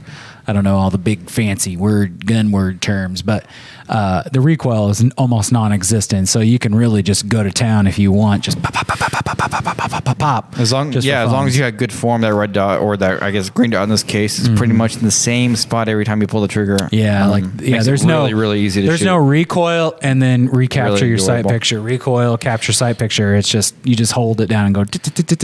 Oh, I just thought of another con. What's that? If you're using this as an AR-15 trainer, because there's no recoil, you can't get any training on overcoming the recoil of like 5.56 or reestablishing 2.3. sight picture, etc. Not that 5.56 has much recoil. It's very minimal, like 3 pounds of force or something like that. But you're not going to get any with this. So. Well, depending upon your frame, I'm sure 3 pounds will affect a smaller person more than it would. And it depends a lot on how you grip it and your form when shooting, how much recoil you're affected by, and whatnot. Yeah, you really want to bear down on it. Yeah, like a man or a like woman. A beast, like a beastie woman. Hey, Gary. Yeah, Gary. What do you think about that particular firearm? Do you have any thoughts on it? I haven't fired it. I fired some similar. I mean, they're all right. Once again, I'm old school. I like bolt action 22s, so it's not my cup of tea, but I mean, it looks cool. And, right. It's tactical. I'd say it's like practical. Right. It's a kind of a combination of worlds where you can, train, like Logan said, for a 5.56, but without all of the what have yous that come with that. It'd be a good trainer for young shooters. It's light, not a lot of recoil. Especially considering the adjustable brace here for all legs to pull. Right. So let's say that you're smaller frame and you don't have as far as reach. You got there, you got there, you got. There's like 5 different positions, which is fantastic for new shooters. Yeah, I mean, I take my nephew out to shoot, or when I do, he's really into those sorts of things. But I can teach him to clear it if it gets jammed, etc. It's only a 22 round. Not, I'm not trying to make that seem as though that's not something that's dangerous. But I want to say that certainly far less dangerous than your larger caliber rounds. Yeah. In terms of what they can do. But we're coming up on the end of the second hour on the radio, y'all. Do you know what that means? That means we're about to slip right into the shoulder drive. Yeah, better get your martinis. Better get your margaritas. This is where things get kind of crazy and go off the rails with the Gun Shop Show. We're not known for our necessarily clean. I'm going to try to get real awkward in this one, Gary. Looking at you, Gare. Where are you at? You're down there. Join us for the show drive. This has been the Gun Shop Show.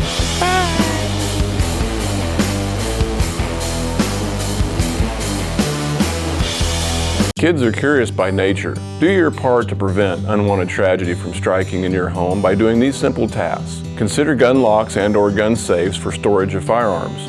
Don't leave your guns unattended where children could reach them. Discuss with your children the rules of firearm safety.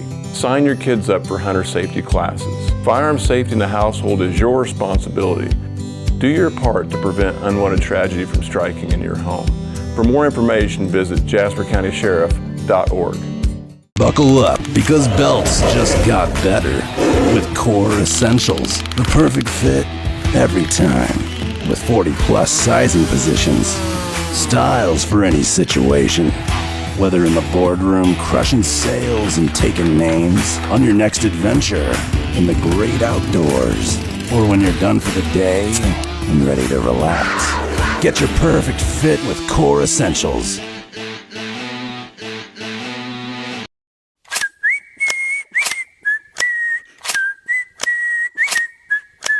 The Gun Shop Show, the Gun Shop Show. What is it? We don't know. The Gun Shop Show, the Gun Shop Show. Here we go, it's the Gun Shop Show. You know what that means? Uh-oh. That's time for the Gun Shop Show. Uh-huh. And this is the shoulder drive, which kind of gets a little crazy. And if you're watching this on Facebook, which I'm watching that's it on kind of where you Facebook. have to, or maybe YouTube. If you're watching this and you're like, what in the world is Logan wearing? I'll tell you what I'm wearing. What's Logan wearing? It's a BulletSafe, a 3A bulletproof vest. Now, are you a cop? Because if you're a cop, you have to tell me. Now, I'm not a cop, but I am more attractive than cops. You are? Or so I've been told. Mm-hmm. You look like an undercover cop, like a plainclothes cop. Yeah, that's kind of what the idea is behind this vest. Gary, here. is Logan giving off cop vibes to you? He always gave off cop vibes. I'm definitely not a cop. Now sell me that heroin. Well, we should let folks know what's getting ready to happen. What we're fitting to do is we're going to show a video. We went to the range and we fired. Do we want to tell them how many rounds so far? No, we shouldn't. This is how we should set it up. Okay, set it up. We got these BulletSafe vests in. Mm-hmm. Okay. Yeah. We're selling them. They're fantastic. Oh, okay. incredible. They're really comfortable. Yeah. You still got mobility. It's nice. Yeah, you could ball it up in that. We were thinking, we should take one of these out and test it. Yeah. Shoot it. And so we were going to get someone to wear it. Yeah. And then we thought, probably shouldn't. No one would volunteer, which I thought was kind of a bunch of wimps around there. Of course, I wouldn't because I'd be the one shooting. Right, you couldn't. So I couldn't. Yeah, and I couldn't because I'm the one filming. Exactly. Yeah. So Gary had checks to write. So we had to get one of the gun tenders, and they're like, "But that's dangerous." And we're like, what about my safety? and I was like, "Well, I guess if you're chicken." Yeah, but in all honesty, we took what was a slip-in plate thingy. What's that? Yeah. called? So BulletSafe also makes some flexible armor plates. They go into plate carriers, or you can even go into these right here on this Velcro. Right here. Let's see if we can hear that. Oh yeah. It's so satisfying. Do you think Mike would have a problem with that? He probably would. Anyway, so instead of shooting the vest and ruining the vest, essentially, we took one of those plate carriers, not plate carriers, the flexible armor plates. Yeah. We set it up, and we shot at it until it penetrated with .22 long rifle. That's right. And we so we have that video. We made have some those video. numbers. Let's roll that clip. Here we go. This is Logan reporting for the Gun Shop Show. We have something special for you. We're going to take this BulletSafe flexible armor plate. That's rated 3A. That'll handle any caliber up to, I believe, 44 mag. So that's good stuff. 44 mag, yeah. We're going to take this 15-22, and we're going to see how many rounds of 22 it takes until we penetrate through that the flexible plate, which is made out of Kevlar. Mm-hmm. You ready? Make sure I'm loaded up. I'm ready. Yeah, I accidentally dicked it around there. It's going to be 25 rounds. That was already loaded. Now I sped this up so that so we didn't have to sit here through. Here we all go these rounds. with mag number 2. Look at that This will make proper 50 form. rounds. Look at that proper form. Leaning forward. That's what you want to do. Yeah, I should have extended that stock though. Look at that color like that. You must have had the selector switch all the way back. Oh yeah. My shoulder goes into bump mode. Let's go look at it. Right. So this was after about 50 rounds. Definitely have several holes there. Definitely several. Let's check the back of this thing. Yeah, pull it up. That. It's a little dirty. But dirt. But Zero penetration. You can definitely feel 50 the rounds of 22. But we're not seeing any penetration whatsoever. None yet. And that's pretty localized just to the center there. Yep. Let's put another 50 rounds through it and see what happens. Mag 3, so it's going to be 75 rounds to the target. Let's shoot it out. Pop, pop, pop, pop, pop. Okay. Change out mags. Keep it going. It's going to make 100 rounds.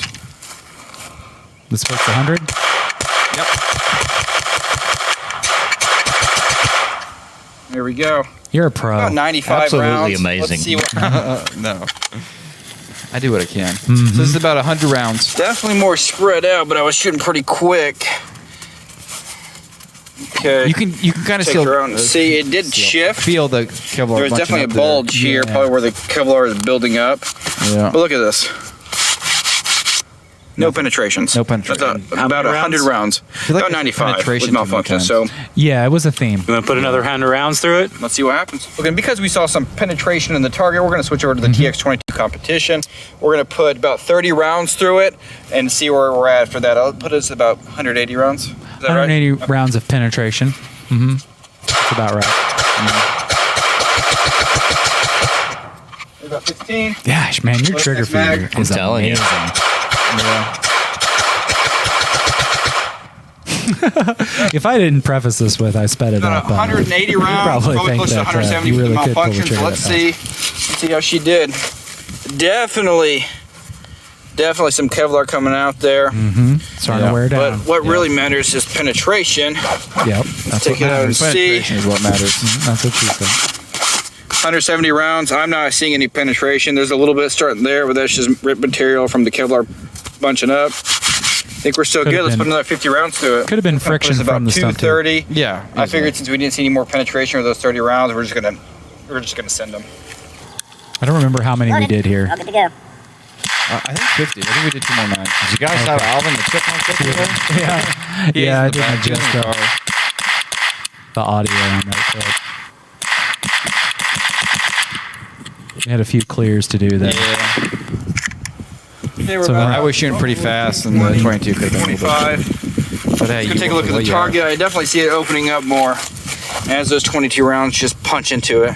Look at that. But let's check that penetration.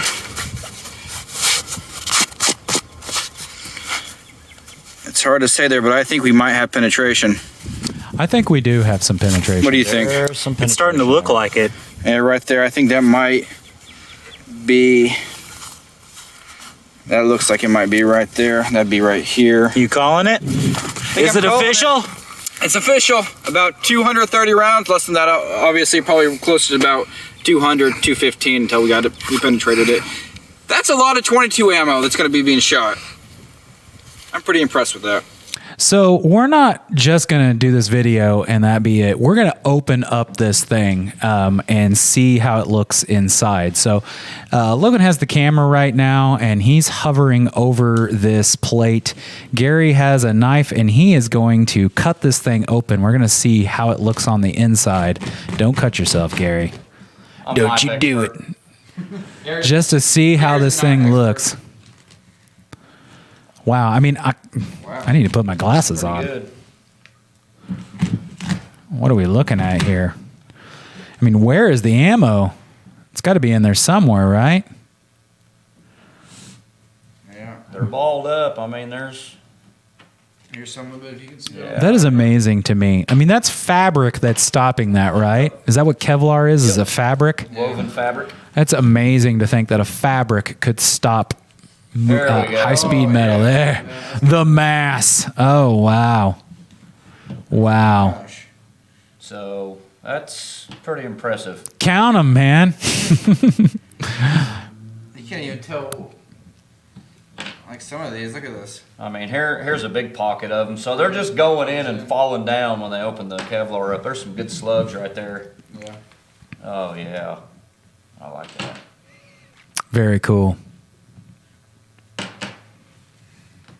Cool. I'm so glad we did that. Me too.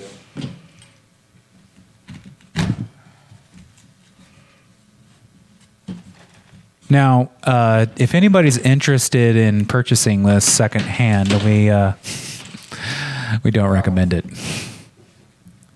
Yeah, they're just balled up down in there. And I'm telling you, it's what? Well, I can't tell how many layers, but there's still layers behind it. Layers of rounds. So I'd say one possibly pushed another one through. So Oh, wow. You know what I'm saying? Yeah. Because those are full slugs. Stacked up. Yep. And then it's all shrapneled up. Yeah. Let me go ahead and set the camera back up here. Maybe. There we go. Yeah, that's cool. There we go. Very cool. I'd say the highlight is getting to open it up and see how it looks. Because it's not, I mean, how often do you get to fill a vest full of 22 rounds? ammo? Yeah, or any round and see how that looks all mangled up and in one I'm pretty mass. impressed with it handling that much 22. Yeah, I mean, 230-ish rounds we put through that thing before it broke through the other side of 22. Now, well, and the thing about it, too, is if you're wearing this, and, I mean, it'd be ideal if you were being attacked by somebody that's using a 22. Right. But with that being said, those are all localized shots. Yeah. I mean, for the most part. If you're moving around, I mean, you could probably take hundreds of 22 rounds in this, just in this plate carrier or this flexible armor plate in general. This vest that I'm wearing is made out of the same stuff. It's 3A rated as well. So this vest can take probably 200 localized shots of 22 as well, without ever penetrating and hitting your body. Yeah, and we took the fact that the backside of that broke open as penetration. Now, we didn't see any holes in the stump itself, so it technically, a round did not penetrate all the way through. It just stacked up until it basically wore down the material and then broke through the other side. Yeah, I'm curious to see how well it would handle something like the Shield Plus being shot at it. Like a 9mm? Like a 9mm, yeah. How many rounds would it take before it penetrated? Yeah, I would be curious to know that too. 20, 30? I mean, the matter of fact is, it's going to stop that 9mm round. It's going to stop probably 10 9mm rounds from entering your body, and causing maybe fatal harm. Well, and, it only takes one to do damage. Yeah, absolutely. So any time you're stopping those rounds, you're doing a good job. That's the idea. And maybe in future weeks we can test the premise with other rounds or rounds of ammunition. Like, I think, would you say it was rated up to a 44 mag? 44 mag, yes.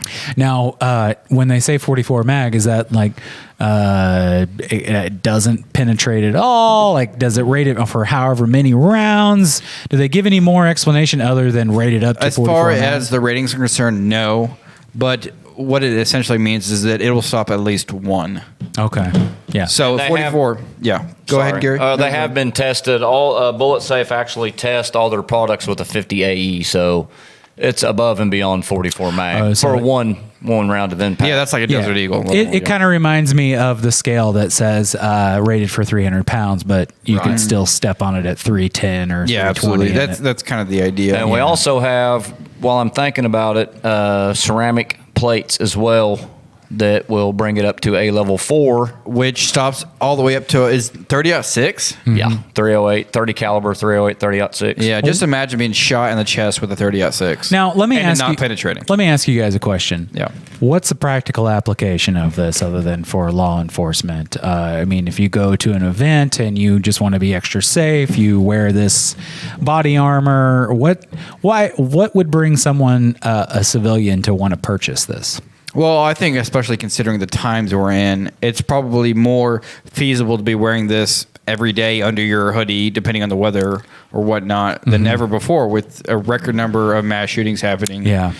That I think buying something and wearing something like this under your sweater or your jacket, hoodie or whatnot, and being pretty low visibility, giving you that much needed edge if you happen to get in a gunfight and possibly saving your life. Now, see, I think what they should do is make it look trendy.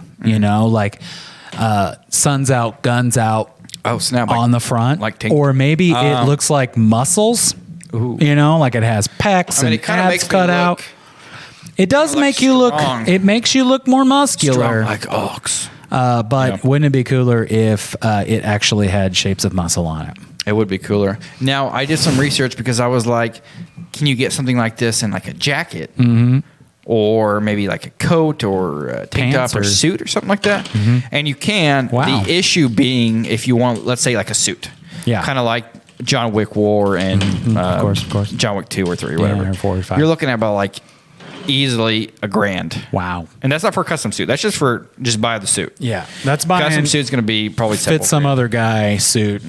But yeah, now we're selling these retail for $299.99 for level 3A with upgradable pockets here for the level 4 ceramic plates, which I think is a steal, honestly. It is compared. I mean, you're going to get, more bang for your buck out of this is what I'm getting at. Yeah. For under $480, you're going to be level 4 with a comfortable vest. I mean, don't get me wrong, there are more comfortable ones out there that have more ergonomics, but but this is going to save your life. Yeah, it's not for the bad money. at all. This is exactly doable. Yep. I mean, it's not too hot. I haven't been wearing it too long, but it's not too hot. It's not too heavy. I did have the plates in it the other day, one in front, one in back. Makes it heavier, but it's still not terrible. I mean, and they have attachments that go to them that a lot of the other companies don't even have. So, You know, if you're wanting a groin protector or a throat protector, I mean, that's all available for order as well that will attach to that vest. So it's pretty cool. They're pretty sweet. I And certainly like the sound of a groin protector. no penetration. No penetration? Wow. I cut the back open and went down probably about 4 layers, and I still have not found a bullet fragment. So what we probably saw was the material wearing away from the... That's exactly what it is. When we first started, we started with the premise that we were going to put this thing on a gallon of water. And we were going to shoot at it until it went through. But first round, the impact made the gallon of water break open and the water came out. So that's why we switched. It might have been where we shot it. The first shot was a little low towards the bottom of the plate. And that gallon of water just split open. Mm-hmm. So the gallon of water didn't work for us. But it didn't split open, but there was a crack in it and it was leaking. Yeah. I mean, we were at 230 rounds and we didn't make it all the way through that thing. That's pretty impressive. But that is 22. Take that as you will. Yeah. Now, with that, if you were in this vest and you had that level 4 plate in it, I don't think there's any amount of 22 ammo that's going to penetrate that. No, it's just going to keep breaking. Just to put it in reference, with that vest with the level 4 ceramic plate in a localized area, takes 5.56 rounds. That's fantastic. Before it penetrates. So that's pretty good level of protection for $400. Heck yeah, man. Heck yeah. Well, absolutely. I don't know. You guys getting one? I'm thinking about it. Are you? You plan on getting one? No, I just do my push-ups. No. Yeah. They just bounce off. Yeah, I forgot. Yeah, I'm getting one. They based off Bulletproof Vest by Gary's Chest. Yeah. They were like, we want them to be that resistant. If you don't believe me, come down and I'll show you the mannequin. The one that was modeled after you? Yeah. They basically dipped you into a mold. From 30 years ago. Oh, yeah. Yeah. Yeah, you've only gotten more refined. Before your peak. Right. Pre-peak. Pre-peak Gary. Mm-hmm. Yeah. Anytime you see superhero outfits where their muscles are in the suits, that's actually Gary's chest. Lots of molds of it. Mm-hmm. Yeah. Wow. Yep. Hollywood owes you a debt of gratitude, Gary. I'm telling you, man. But I stay under the radar. I'm not looking out for fame. For sure. Yeah. I mean, that's why you brought it up on the Gun Shop show and you didn't run off and do it on someone else's show. Yeah. As you're trying to keep it under the radar. That's right. And around here, we're not braggadocious even a little bit, Yeah. No one here is awesome and also humble. You stay under the radar too. Yeah. So I appreciate that. You betcha. Yeah. And Gary has his own gun shop show, but it just revolves around it's super those two guns on his arms right there. Yeah. Yeah. And it's super underground too. Yeah. We're talking dark web. Yeah. The dark web guys are referencing the darker web. That's where Gary's show is. Yeah. Check it out. Pretty dark. Yeah. Check it out at .com. We'll put the link right here. Yeah, we're not going to do that. It's so underground, you're going to have to get you a new browser and search engine to find it. Yeah, it's so underground, it's above ground. Right. Think that one through. Yeah, this is kind of where the show just goes off the rails. Right. We probably should. I'm going to go. I'm gonna go ahead and do this. Already, dude? What else are we going to talk about? Oh, I don't know. I don't really have anything else to talk about. Oh, I almost forgot. Machine Gun Mike, installing this in. Okay. Kind of last minute. Right. But we're also going to draw a winner for around this far. It is a Gunspot t-shirt. It comes in this nice medallion style packaging, which is fantastic. I think this is a great idea. Did you say medallion style? Is that what it's called? I don't know. That's what medallion style? That's what I'm trying to that's what I would call it. Medallion style. I have no idea. I didn't know that's what it was called. And sorry about that, Mike. Completely thought you were making. When I first seen them, I thought it was a pillow. It kind of looks like a pillow. Yeah. Like a arm pillow or leg pillow. It's a discus. How many people use leg pillows? Because I do. I kind of. What's a leg pillow? Like a pillow you put between your legs when you go to sleep. Not the same as a body pillow. Wow. I feel like body pillows are more for holding whole on body. to. Yeah. Well, depends on how you use it, but I have probably 4 or 5 body pillows. Wow. Using them all simultaneously. Gary sleeps upright. We've talked about it before. I sleep standing up. Yeah. In a coffin? With his eyes open. Yep. In a coffin? An inverted coffin. It's an inverted coffin. Do you also have issues with garlic? No. Oh. Well, I know that you're into human meat. Right. Human meat. Human meat. What's your favorite part of human meat? Bicep. Bicep. Mayo. Gary, Bicep. is it true that you enjoy the good smell of a good horse? You know what? I do. Nothing wrong with that. Absolutely nothing wrong with that. Actually, I'm coming out with a new line of cologne that actually smells like a lathered up pony. Wow. That's pretty interesting. Now, is the picture of the horse in your office, is that scratch and sniff?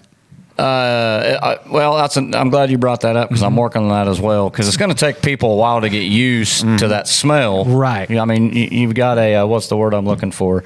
A unique access to the scent. So if I get the scratch and sniffs out there with the picture, get their mind, get them hooked on it's it. It's kind of like what the government does, you know? Yeah, normalize it. Exactly. And then next thing you know, you're going to be driving down the road, you're going to look out in the pasture, and people are going to be out there sniffing horses. O'Day horse. Wow. That's going to happen. Yeah. You could call it stallion. Yeah. Ooh, I like that. Yeah. But if we're being honest, I do love the smell of a nice leather saddle. Yeah, leather saddle on a horse. You can't beat it, man. No, they smell fantastic. I asked this question one time, and Gary, maybe you can help me with this. Does the smell of leather, is that a natural smell, or is that a smell from the processing of leather? That is a natural smell. Oh. Wow. So cow hide naturally Let us know in the comments if you're still watching. What smells you like? We want to know. What's your favorite odor? You know what we should do? We should just call it. Is it time already? It's time. This. Yeah, all right. Yeah.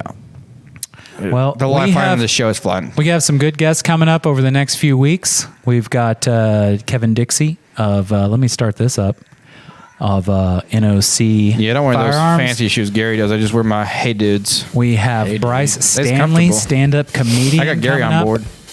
And, that's pretty exciting, having a stand-up comedian shoot some guns with us. Yeah, we got another one on the board, so stay tuned. Thank you. The Gun Shop The Gun Shop Show. We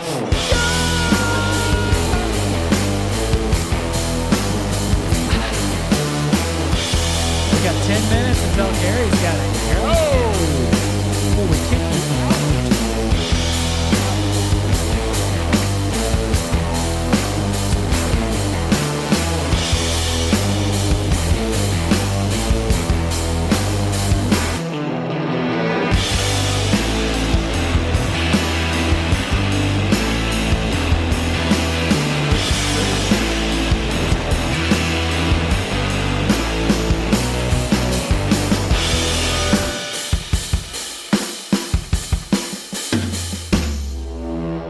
In a house.